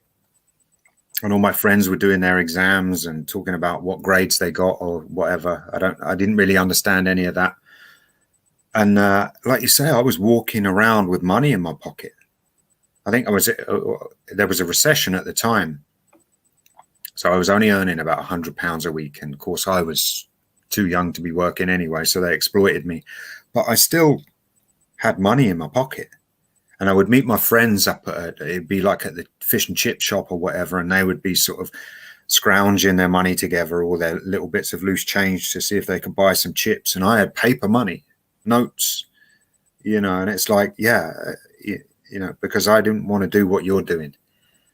I'd had enough of school and all the bullshit. And like Element was saying earlier, we didn't learn anything at school. The teachers couldn't teach. They weren't good teachers. And once you had basic maths and English, there weren't even computers back then in the schools. They'd just come out and we weren't allowed to use them because they were for the new kids. So all we learnt to do was write by hand and do basic maths on paper. Might be allowed a calculator, but that was it. And that's what we came out of school with. The science was bullshit. Everything was bullshit. History, geography, and a couple of languages, French and German, which we didn't learn properly, fluently. We learned pidgin French and pidgin German that was of no use in those countries. So yeah, we came out with jack shit basically. So if you could go and earn money, that was worth more than an education at that time. So yeah, that's what I did. And then I ended up on the building sites and in construction, and now that taught me that you've got a certain lifespan in those trades. I know it's good to get trades for young men. It is good to have tools and a skill that can earn you money, and you can go anywhere and you can get a start and you can make a living and feed yourself. But that has a lifespan as well. When you get to your late 40s, you have to sort of say, this is going to kill me. Working in construction, working in the trades is going to finish me off or put me in an early grave. So that as you get older, you realize that your means of earning a living has to change. That's where I'm at now. So yeah, it's different. It's different. Different stages of your life. I mean, you do different things and apply yourself in different ways. So yeah, it's all good. As long as there's food in the cupboards, it's all good. Yeah, like yeah, what one of the best things that I learned when especially when it comes to my MGTOW lifestyle and my red pill journey. At the end of the day, only trust yourself. Like the like some of my like everybody has his favorite content creators, right? But let's say your favorite content creator, who is that person? Like you can like somebody's content, but when it comes to the person that he actually is, yeah, maybe he is a pedophile, maybe he is a white supremacist. I mean, you get my point, right? So like when it comes to the manosphere, actually none of us actually know each other. Yeah, that's true. I mean, I know from past experience that people pretend it's easy to create an alter ego or like a fake persona online. You create this avatar like mine. Obviously, that's not my real name, but I know from past experience. I mean, I am who I am. What I talk about, some things I keep quiet and private because people like to get into your business. And strangely enough, that's men in the manosphere, not these imaginary feminists who are going to destroy your life. I've never encountered one. Never. Never. All the damage that's ever been done to me was done by men in the manosphere. And one of the reasons for that is when you get to know them offline, they're not who they pretend to be in their videos. They're, some of them were talking about, they're still with their exes, or they're still out dating and all of this. And then they'll make a video the next week saying, yeah, hypergamy this and gynocentrism that. And I'm thinking, hang on a minute, you fucking hypocrite. You're still dating. Why don't you tell people you're still dating? One guy got a woman pregnant, didn't say anything about it, and then carried on making videos saying, yeah, you can go out and pump and dump. And I'm like, why don't you tell them you've just got someone pregnant, you fucking liar? And that is also one of the reasons that I am taking distance from the manosphere. I think at least the half of all the content creators, they are not real, most of them. And I am not gonna say his name, but let's say 2 years ago, I had a conversation with one of my favorite content creators, and if you actually speak to them, or maybe if you will meet up with them in real life, then they are not so inspiring anymore as you know them from their content. So for me, there's also a difference between, when it comes to personality, for me, I think Sandman is a good guy. But when it comes to the things that he's saying in his videos, when it comes to promoting sex dolls, I do not want to be part of that. So you also that you like somebody's content, that doesn't necessarily mean that you actually relate to that person in real life. And you got to be careful with the internet, I think. Yeah. I mean, that's not to say that you can't identify with the fake person. If their persona online is better or more righteous than the real man, then I would rather be more like their persona, their avatar.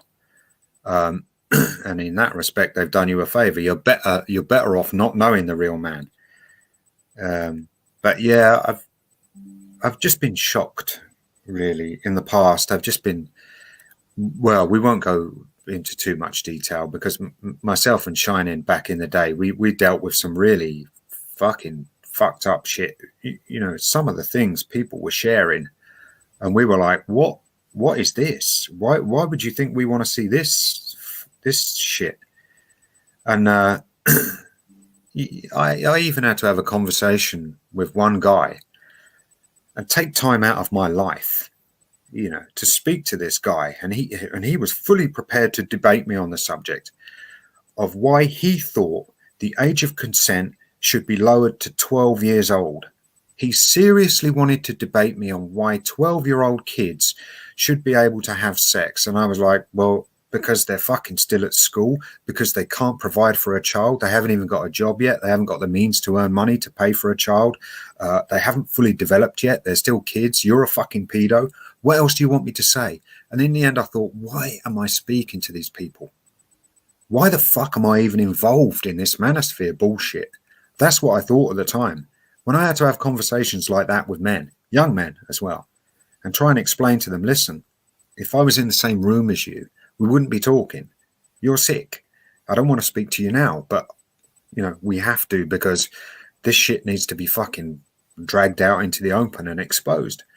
And it was times like that when I realized who people really were, that I really questioned whether I wanted to be a part of the manosphere. I honestly thought, fuck this shit. I can go off and read my books and fucking trim my bonsai trees and just be alone, and have a nice fucking quiet, peaceful life. I don't need any of this fucking drama. And a lot of that was just, and people then attack me and say, oh, it's infighting, and I'm like, do you think I want to be dealing with this shit? Do you honestly think, this shit came to me? If I had the choice, I wouldn't have anything to do with it. And now I've said something, everyone's like, oh, you're fucking out of order. I'm thinking, no, if it's got to be said, I've got to say it. And, people like Shining Light, they also had something to say about it. I backed them up and they backed me up. And we stood shoulder to shoulder and said, let's confront this shit because this is wrong. And that made us unpopular. And I don't think Shining gives a fuck, and neither do I. Because we did what we thought was right. So those times were not pleasant in the manosphere, but we stuck around because we saw that. All right, I've been really negative up until now about the manosphere. We saw a cohesive group of men, a lot of genuine men, helping each other and getting value from the manosphere. And that's why I still stick around. There are good men, and like you say, I don't know these men, but you get an intuitive sense of who they are. Men like Angler MGTOW. Now that man, he's got a small subscriber base, but I would say to people, go and subscribe to him because he genuinely cares. And he's I actually subscribe to him. I only saw maybe 11 or 12 of his videos, but yeah, his content it's like when it comes to MGTOW and Red Pill content, like there is still good content out there, but you really have to go dig deep into it. Yeah, but I think there is still good content out there. Yeah, I mean, men are supporting each other, and men are alone as well. And let's not try and fool ourselves here. We do have to survive alone, but there are times when we need even just a man on the end of the phone. And the fact that we're in different time zones helps, because if some shit goes down in the middle of the night, you can ring someone in the US or wherever, in Europe, in the UK, and they're awake. But in your own country, everyone's asleep. No one wants to hear your shit in the middle of the night. So we've got men around who have got our backs, and that to this day is something that I still have from the manosphere. So yeah, and I always, if I see a genuine man, I'll offer that and say, look, we're always here, whether we make videos or not, whether we speak online or not. There are men still in the manosphere who are not vocal or around all the time. So that there is value in the community, and there is good advice. And I don't think men are stupid. I know men are, I know the intelligent men, the sensible men are savvy enough to absorb what is good and reject what is bad. And those aren't the men. Those men are, I'm not concerned about them, and I gain strength and inspiration from those men. And that's one thing that years ago, when we made videos, because there wasn't so much spam and so many of these stupid TikTok fucking videos, years ago, when someone made a video, it was because they had something genuine to say, and they weren't motivated by money or subscribers or any of that. They had something genuine to say, and they would inspire you. They would fire your neurons, and the conversations would develop. The cycle of inquiry would begin, and everyone would have an input, and may not be in agreement, but the different opinions would develop the idea. And that's missing now. And it might be because, we've heard all the talking points before. We've heard them before, and we're like, this is nothing new. And men just coming into the community will be inspired and fired up and say, oh, this is great, I need to have my input. And that's good, because we were all there, and you can't knock men for that. But I just wish it would have developed even more. And maybe that's down to us. Maybe that's down to us to go and do more research and bring it in. But like I say, when you get these deviant elements coming in, you sort of think, who am I fucking speaking to here? But You've always got to remember that if 1,000 people listen to your video and 990 of them are assholes, you're not speaking to them. The 10 men that listen, that are genuinely appreciate what you're trying to do and give you positive feedback or feedback that you can use, then it's worth it. 10 men is a lot of men. So, I've always got to bear that in mind. I've got tons and tons of books, good books on male psychology that cost a lot of money, and they're full of really useful information. And I think I could make awesome fucking content with this kind of literature. And then I think, man, is it really worth it? And that's a shame. That's a shame, because it's sitting in a book on my shelf, and it could be out there benefiting men, helping men, but the inspiration isn't there. Where's the inspiration to try and build men up when all men want to do is fucking share loads of TikTok videos of stupid women just to get more subs? Yeah, and that is also one of the reasons why I decided to take a couple of steps back from this community. Like, can somebody please explain to me what is the message in a 15 or 20-second bullshit TikTok video? What is the message? For me, there's no message within a TikTok video.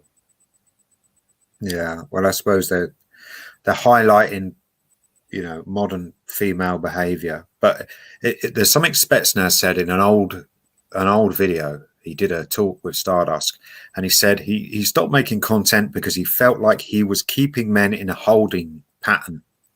Because that's also a little bit my feeling. Like, I ask myself, when it comes to content, did I actually help men, or did I actually make them more miserable than they already were?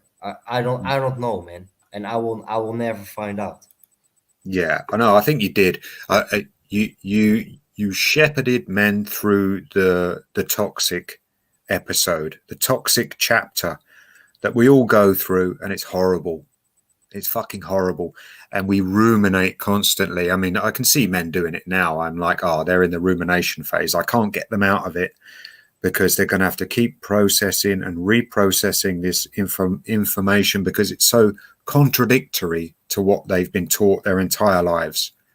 And, we have to keep repeating ourselves and, talking about these toxic, horrible, negative things just to get men to finally click and go, I want to leave that life behind me.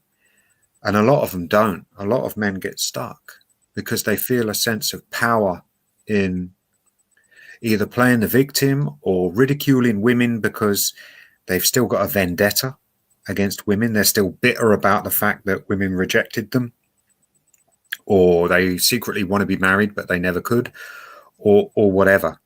But they got to let that shit go, because women should not be the focus of a community of men who don't advocate for marriage and relationships or cohabitation. That should be the last thing they're talking about. They should be talking about how fucking awesome their life is and what great fucking achievements they've made. Where's all that? Where's all that? Where's the intellect and the scholarship and the knowledge and the so-called wisdom coming from? Because I see the word wisdom bandied around a lot, but all it is men just parroting what's been said in the manosphere for the last fucking 10, 12, even 14 years. You find old MGTOW content from 14 years ago, it's identical. So, wisdom? No. Repetitive? Yes. Boring? Yes. Uninspirational? Yes. Men have got to do better. Research, and bring new ideas in. Bring the new pieces of the puzzle in. Inspire men, build men up. But yeah, keeping them in a toxic place, No, that's like the crabs in a bucket mentality. You know, if I'm going to be miserable, you're all going to stay here and be miserable with me. Yeah, but I think the problem is like a lot of those new guys that are coming into the manosphere. I will give them a year, maybe 2 years, but after those 2 years, they are starting to forget why they came to the manosphere in the first place. Like if you bring a woman on your live stream, or if you're gonna using a thumbnail of a naked woman just to get those views, like I am curious about you. Like, what is the reason that you came into the manosphere in the first place? And like me myself, I cannot identify with those things, and that is also the reason that I'm taking a couple of steps back. Yeah. Well, we used to call it jonesing. You know, it's like going to the AA meeting and taking a can of beer and cracking it open in front of everyone while they're trying to get off alcohol. It, Yeah, like there was a well-known anti-smoking campaign, and it pictured two big cigarettes like smokestacks, like chimneys, and it said, "Oh, smoking is bad for your health." And in those areas where they put those posters up, cigarette sales increased because the visual image of a cigarette made people crave a cigarette. So you can see where I'm going with this now. These yeah, constant fucking thumbnails of women is just making men think women, women, women. It's putting the idea in their head, and it's just going to make. And if they get more clicks and more views because there's a thumbnail of a woman, what does that tell you about that image?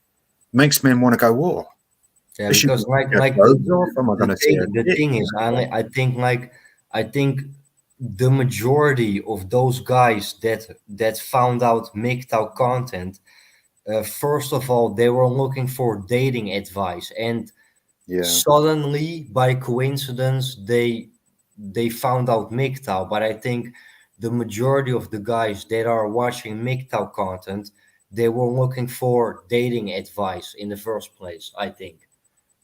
yeah.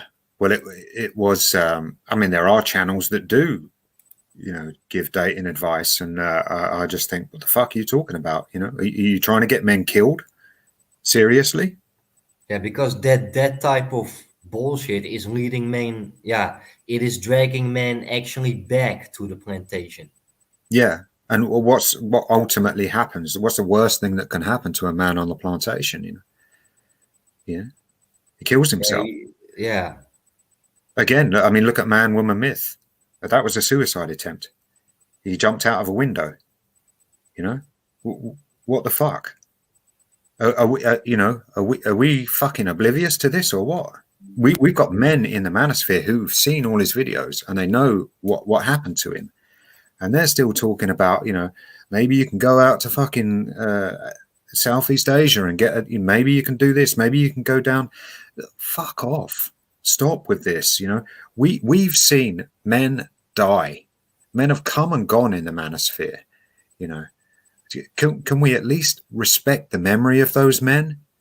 Can we at least fucking acknowledge the fact that men were passionate about this cause, and we shouldn't be shitting all over it by sort of saying, well, you can go and play on the plantation on the weekend and hopefully that gun won't go off, and then you can come back and make another MGTOW video and put a woman on the fucking thumbnail. Are we serious about this or not? This is life and death. It is life and death.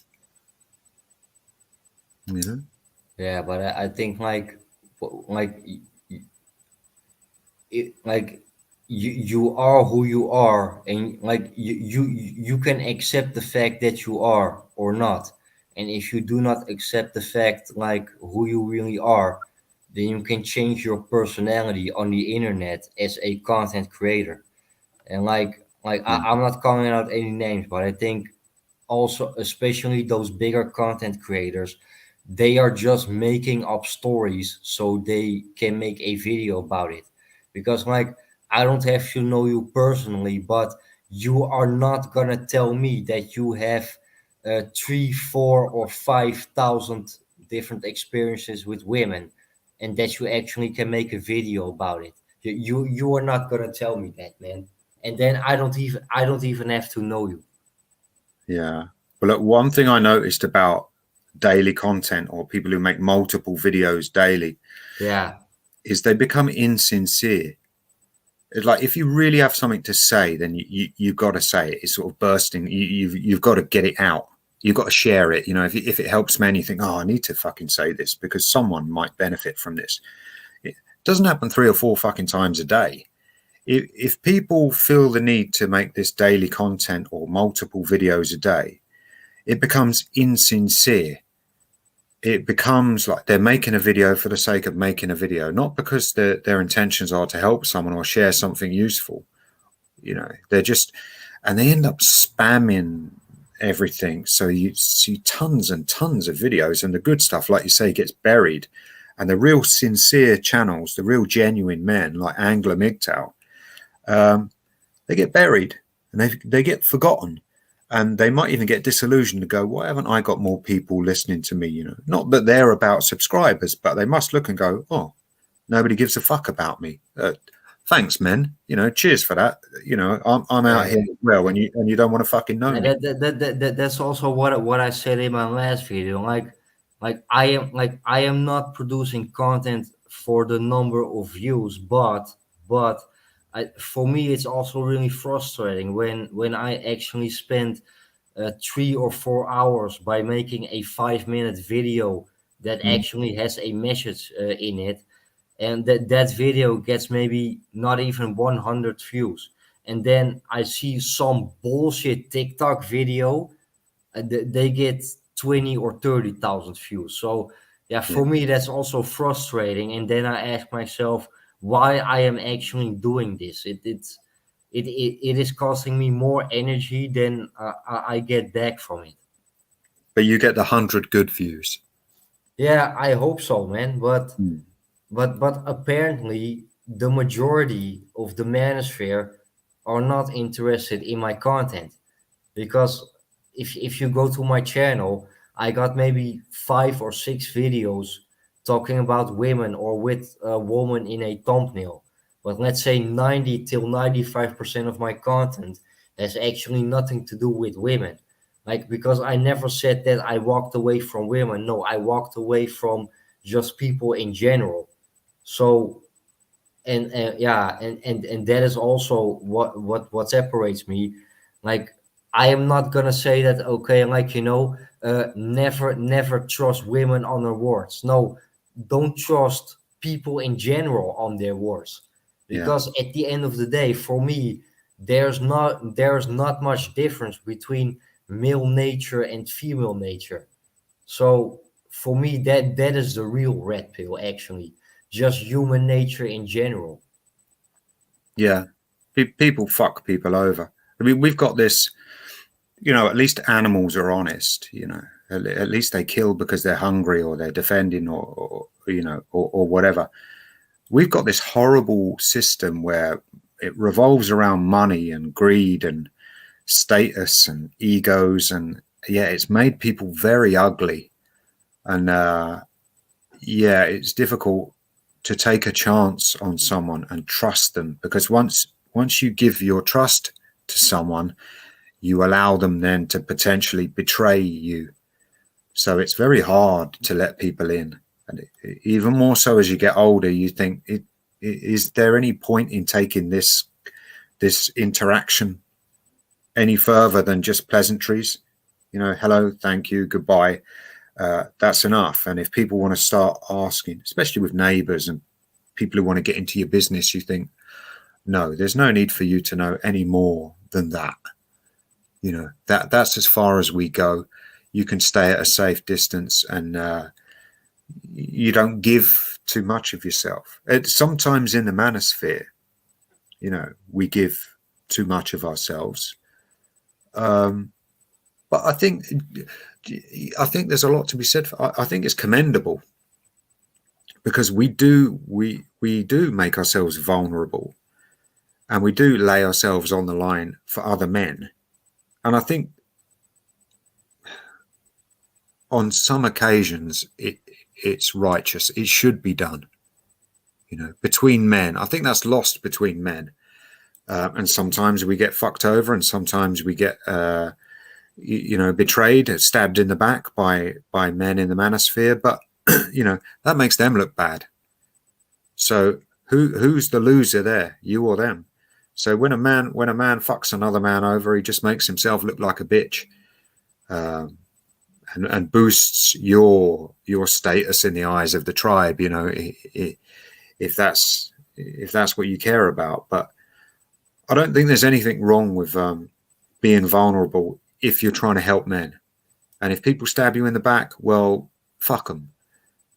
As long as they don't do irreparable damage, then that's on them. That if they want to be like that, let them be like that. It's difficult.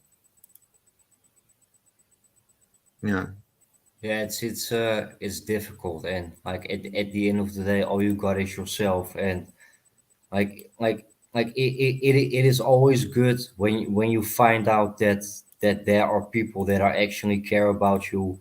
It's always good when people want to help you even though you didn't expect it that. But like, yeah, do not expect it, because if you do expect it and it doesn't happen, you will be disappointed. So like, try to imagine that you are the only person on this planet and nobody's helping you, and if somebody can help you, yeah, that will be their own choice. And yeah, Yeah. take it or leave it. And it is so difficult to actually doing things alone and actually live alone. But yeah, let's say this conversation, we also need that. Yeah. It sort of reminds me there's a simple rule in prison: don't lend anything, don't borrow anything. And if you look into it, I mean, lending something means that you got to try and get it back. They might not want to give it back, or that they might not want to repay. So there's that ill feeling of they owe you, and if they don't give back what you've lent them, or return the favor, it's almost like they've taken the piss. They've manipulated you. They've taken advantage of you. So then now you're in this horrible position where you've got to say something or do something or stand your ground. And again, if you borrow from someone, or if they offer something and you take it, they might say, well, you owe me now. And you might owe them double what you borrowed or what they offered. Or you might owe them indefinitely until you're out of the prison. Yeah, true. And that is like, you gotta be really careful when it comes to accepting help from people, because like you said, if somebody helps you, then maybe he thinks that he can control you, and that is dangerous. So you gotta be really careful of, like, I'm always like, I will help you, but you do not have to help me, because for me that's more safe. Like people always come to me like, I can help you if you want, but I will never ask you for help unless you ask me. But actually asking people for help, I'm not gonna do that, because I know how dangerous that maybe can be. Yeah. I mean, that's another reason why we have a small circle, because there's no shame in asking for help, but you need to be able to trust the man or men you ask for help from when you really need it, to say to you, don't worry about it. What do you need? Right, fine. There you go. We don't need to speak about it. And they let you keep your male pride intact. Or if you have to help another man, you say to them, enough, I understand. There you go. You just dust them off, pick them up, dust them off, and then don't rub their face in the fact that they had to ask for help, because men don't like that. It's like, right, fine. It's like a bro hug. It's just, right, that's enough now. Fuck off. As long as you're better, as long as you can go on your way and you can stand on your own 2 feet, that's all that needs to be said. It's a very short, sharp transaction between men. One man needs help, the other man gives it. Nobody owes anybody anything, and that has happened in the manosphere. People have helped me. I've helped people, and that's it. Nobody needs to say anything more, and that's the way it should be between men. But that's a rare thing, I think. You know, you don't get it from family. Family are different. You know, family tend to add stuff up and keep tabs. So yeah, if you go to family or friends, you tend to feel indebted to them, or you know, it doesn't sit right. It's a difficult thing. Yeah.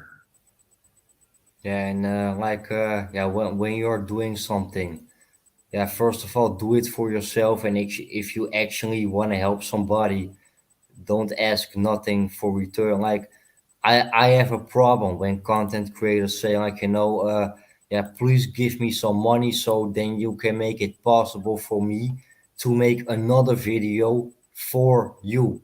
Like you are not gonna tell me that you actually need money to make a video uh, to actually help somebody. Come on, man.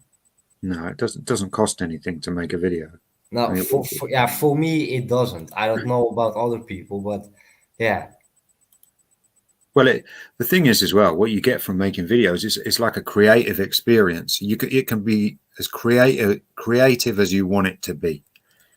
So you get to research, you get to share your opinions, you get to spend your time making something. It's a virtual thing, but it's a tangible thing as well. You've actually created something, so you gain from the experience. Why people think they need to be paid for that as well, it's up to them if they want to do that, and it's up to men if they want to give them money, if they think there's value in that, whatever. But if it becomes their sole motivation for making videos, the content will suffer, because if it's not about sharing wisdom, genuine wisdom, or something useful, then it's just about one man begging for money online, and that's not really something to be proud of. It's not something I would do. I don't understand it. Put it that way. yeah, true. And like when it like, and that is also one of the reasons that I make the choice that yeah, I'd rather be alone. I'm gonna give you an example. Like for me, that there are three groups of people in this world: friends, enemies, but actually the majority are cowards. What I mean with a coward, I'm just gonna give you an example. Like you have a daughter, right? Yeah. Would you let would you let a pedophile into your chat box? And like when somebody says to me, "Hey Lazarus, I want your youngest daughter," like if I assume you will block that motherfucker. If you take that motherfucker letting control over your chat box, then I was like, "Hey, yo, Lazarus, why are you doing that?" And I'm not gonna call out any names, but the majority of the people in the manosphere, they are just sitting on the sidelines, and they are too scared to open their mouth of all the bad things. And like then you can say like I am neutral. No, being neutral is for cowards. Yeah. Because like that is the same reason why you had so many down thumbs on one of your last videos, that you're exposing that pedophile and shit. Because like you expect that everybody agrees with you on that, but yeah, apparently a lot of people do not agree with you on that. So for me, the manosphere in general is not much better than the blue pilled world that I'm walked away from it. Yeah, and I mean that video. I know the video you're talking about.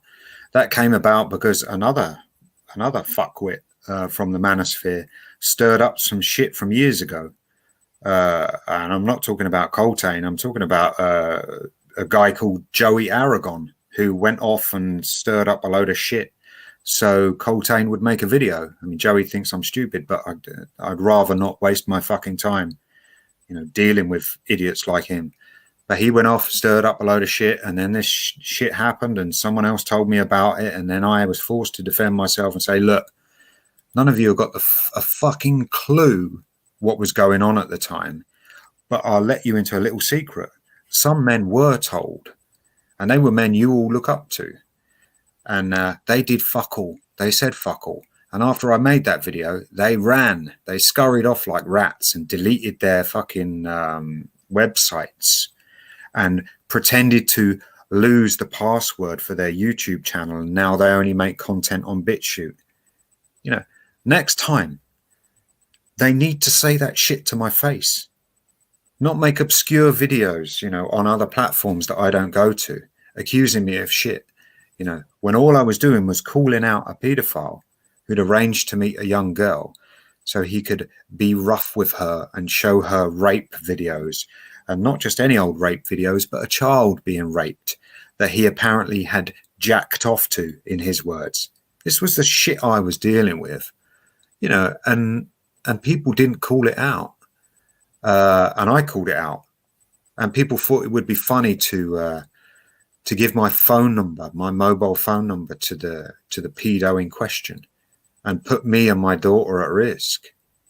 This is the sort of shit I had to deal with from the manosphere, and I got no backup from the so-called fucking OGs. The most prominent MGTOWs. They all fell silent, so that told me that they were cowards. When it really came down to it, to see if they had your back or not. No, they did not. They didn't. And I don't give a fuck, because I don't need someone to have my back. But it's nice to know who's going to run away when the shit hits the fan. It's nice to know. And now I know. I know who's true and I know who's not.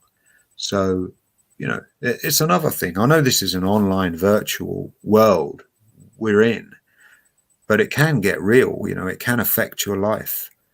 And there are men who, all right, men don't have to back you up, and they don't have to be there to support you when that happens, and you should be able to handle that on your own. But if men actively contribute to shit getting real in your life, by stirring the pot and making it worse, assholes like Joey Aragon, then they have to fucking think, what sort of person are they? If they would affect my child's life, a young child, if they would hurt a child, affect a child negatively in the real world, that's a fucking scumbag in my eyes. But again, it's one of the reasons why I don't deal with the manosphere as often as I could, or as often as, I felt like I should years ago. But yeah, it leaves you with a bad taste in your mouth. Yeah, that's that is the exact reason why I was like, I'm leaving the manosphere. Like I still keep my channel on, and I am not gonna turn my back against my audience. But yeah, when it comes to that group thinking on the internet, yeah, I am so done with that, and it's time to move on, man. So yeah, I escaped the blue pill world, but I also want to stay away from the manosphere. It's more like, the point of no return. Yeah, the time you spend on your own is more positive. I find that. That's why I'm more reclusive now, because when I'm on my own, I've got better things to do. When I come back to the manosphere, there's more negatives than positives, but the positives are worth sticking around for. It's such a dilemma, and the good men are worth sticking around for. They really are, and there are a few of them. There are quite a few of them, and it's just a shame. The manosphere lets itself down so often, but it's men doing it. So hopefully, if these men are called out and blocked and ostracized, and not supported and not given money, then hopefully they'll fuck off. Because if they're only there for money and clicks and all that shit, if you don't give it to them, there's no reason for them to be around anymore. Unless they're making great content and it's worth paying for, and they're really building men up, then yeah, good. But I don't see much of that. Yeah, true. But I think the majority of the men in the manosphere, yeah, yeah, they will keep following those content creators. They will still paying money. So, and I am so sick and tired of actually trying to explain that. Yeah, I'm walking away, man, because I always said, like, the reason that I'm still in the manosphere, because there are a few guys that are on the same level like me, but even that, for me, that is not enough anymore to stay here. And it's yeah, it's time, yeah, to walk away, man. Yeah. It's Yeah, yeah. good for you. And you'll have more time and more thinking time to plan stuff in your life, because the amount of time we've spent thinking and talking about manosphere subjects, particularly negative ones that have to be spoken about to get it out in the open, but you need to spend more time thinking about, planning, talking about, and doing positive things for you, Garuda Ghost, in your life. And the more time you spend away from the manosphere now will be more time spent making those things happen. So that's the transition out of the manosphere into the real world that really is something that it's hard to let go of the manosphere. It is hard to let go of it, and you will find yourself coming back and refreshing the things that need to be refreshed. But yeah, don't let it stop you from really ascending, really moving on and making something. Like I say, how many years are we going to live for? What are you going to do with the rest of your life? These are serious questions we have to think about as men. What are we going to do before we die? Yeah, true. And like, when it comes, like, leaving the manosphere, it is not easy. But I also remember the time that it was not easy to leave the blue pilled world. I also remember that. So Yeah, yeah, better late than never, man. yeah. Well, you're still young. I mean, Jesus, you've got your entire life ahead of you, and you've got decades. You've got decades to really have a great life. Yeah. Yeah. And that should be the subject of your channel. Garuda Ghost after the manosphere.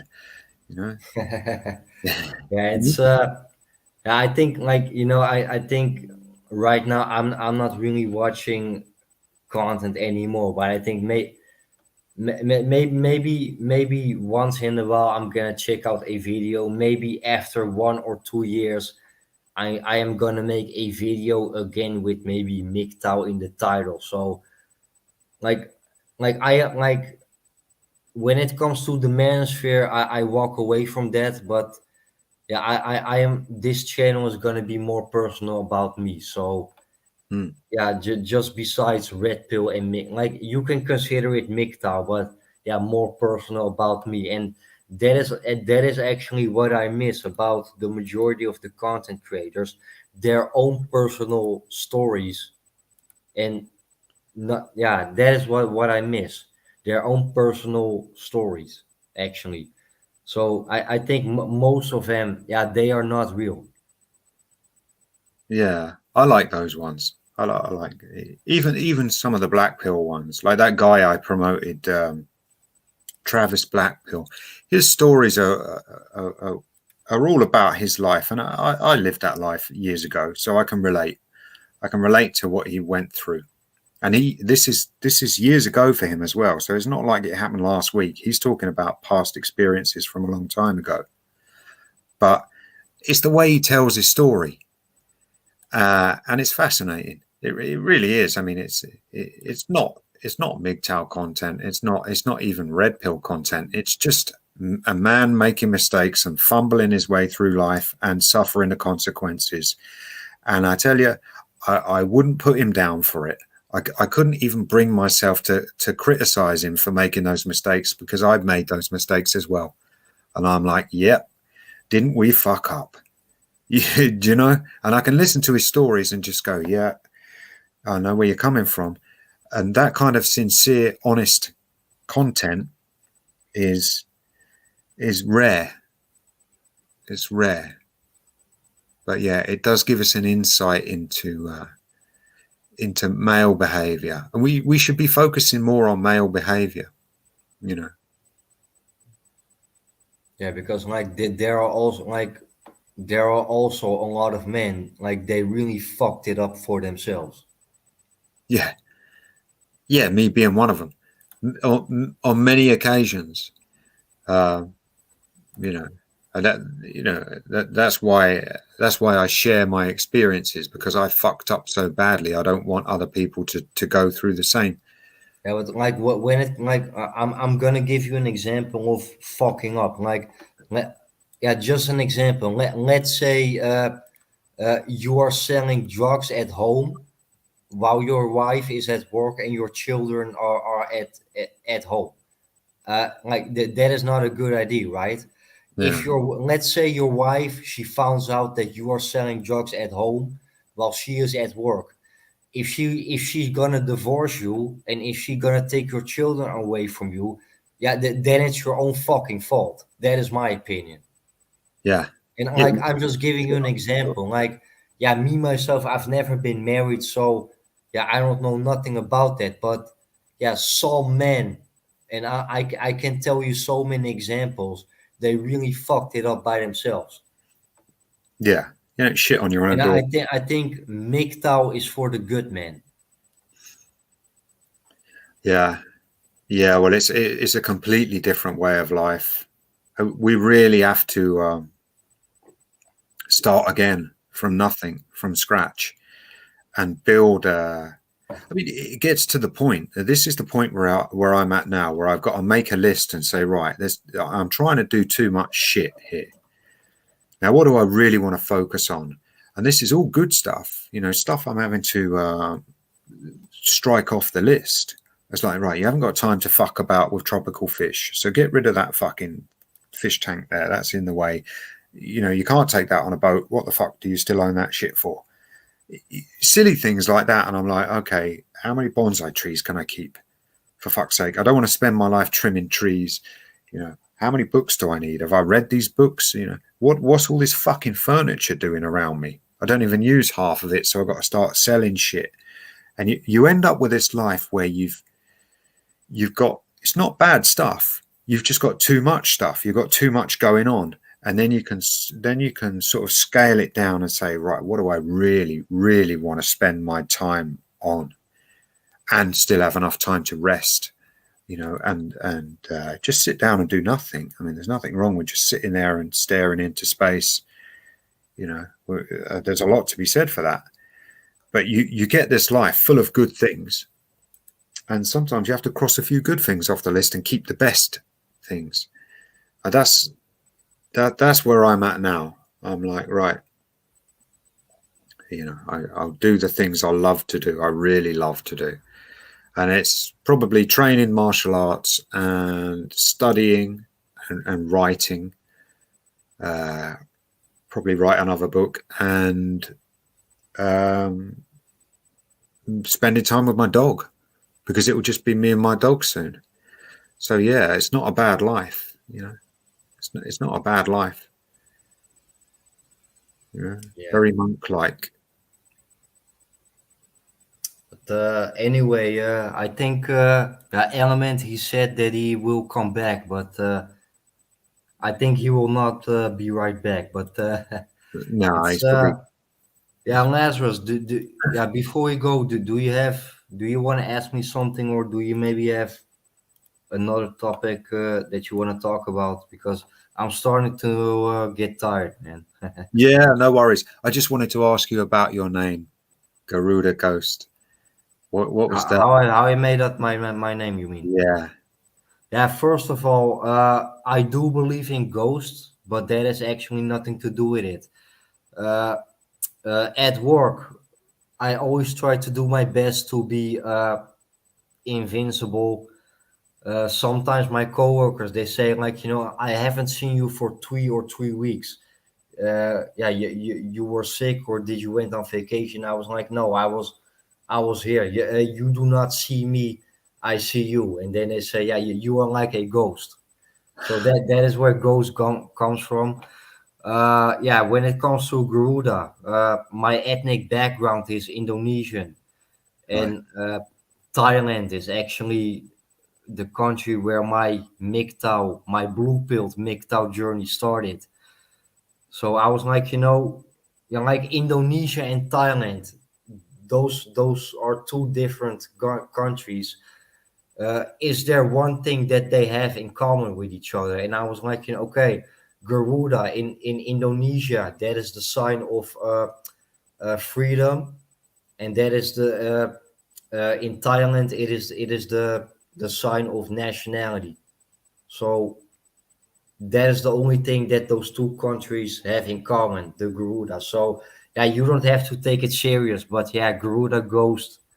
Yeah, I was like, yeah, I'm gonna call myself like that. But yeah, actually, it doesn't really make sense. But I was like, I am not gonna use MGTOW in my name, and I Yeah, am I am also not gonna use Red Pill in my name. Just be trying to be original.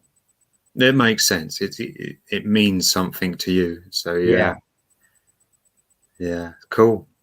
but right now you have a Vedic Ghost, Ghost MGTOW. So yeah, I am not the only ghost anymore in the manosphere.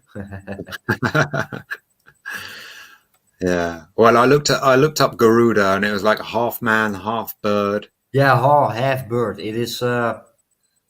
Yeah, believe in it or not, but yeah. Yeah, and it signifies travel as well. So that's you all over, Yeah, Travel. yeah, yeah. Garuda Indonesia Airlines. That's yeah. Yeah, cool, cool. All right. Well, yeah, I don't think Element is coming back. He's probably got himself a six pack and he's chilling.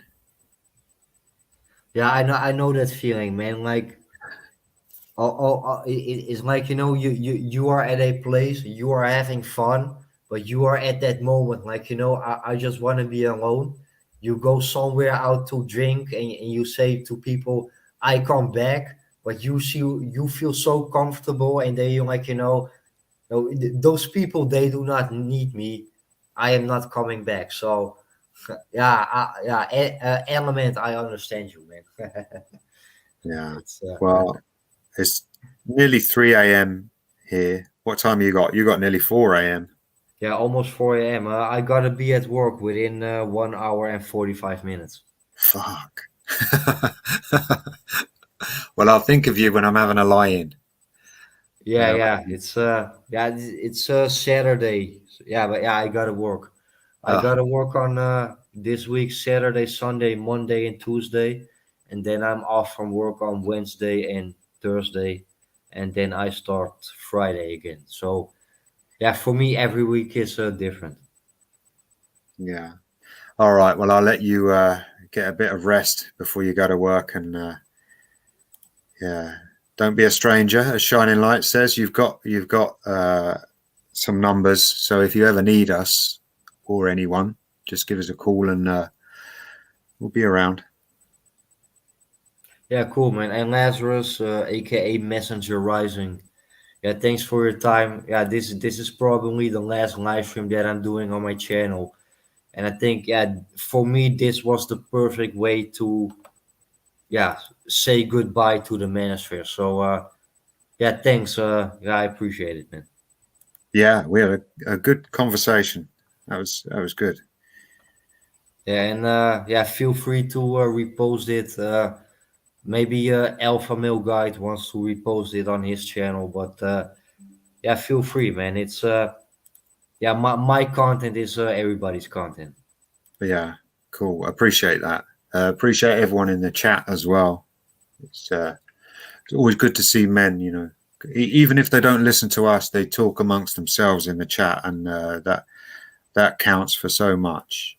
Just men talking to each other and sharing experiences, supporting each other. That's really what it's about for me. So yeah, good to see. Yeah, appreciate this chat, Garuda. Thanks for taking the time. It's been good. Yeah, cool, man. And yeah, we will keep in touch on our emails, man. Yeah, yeah, definitely. Cool. Okay, okay. Take care, mate. All Bye bye. right, I'm out.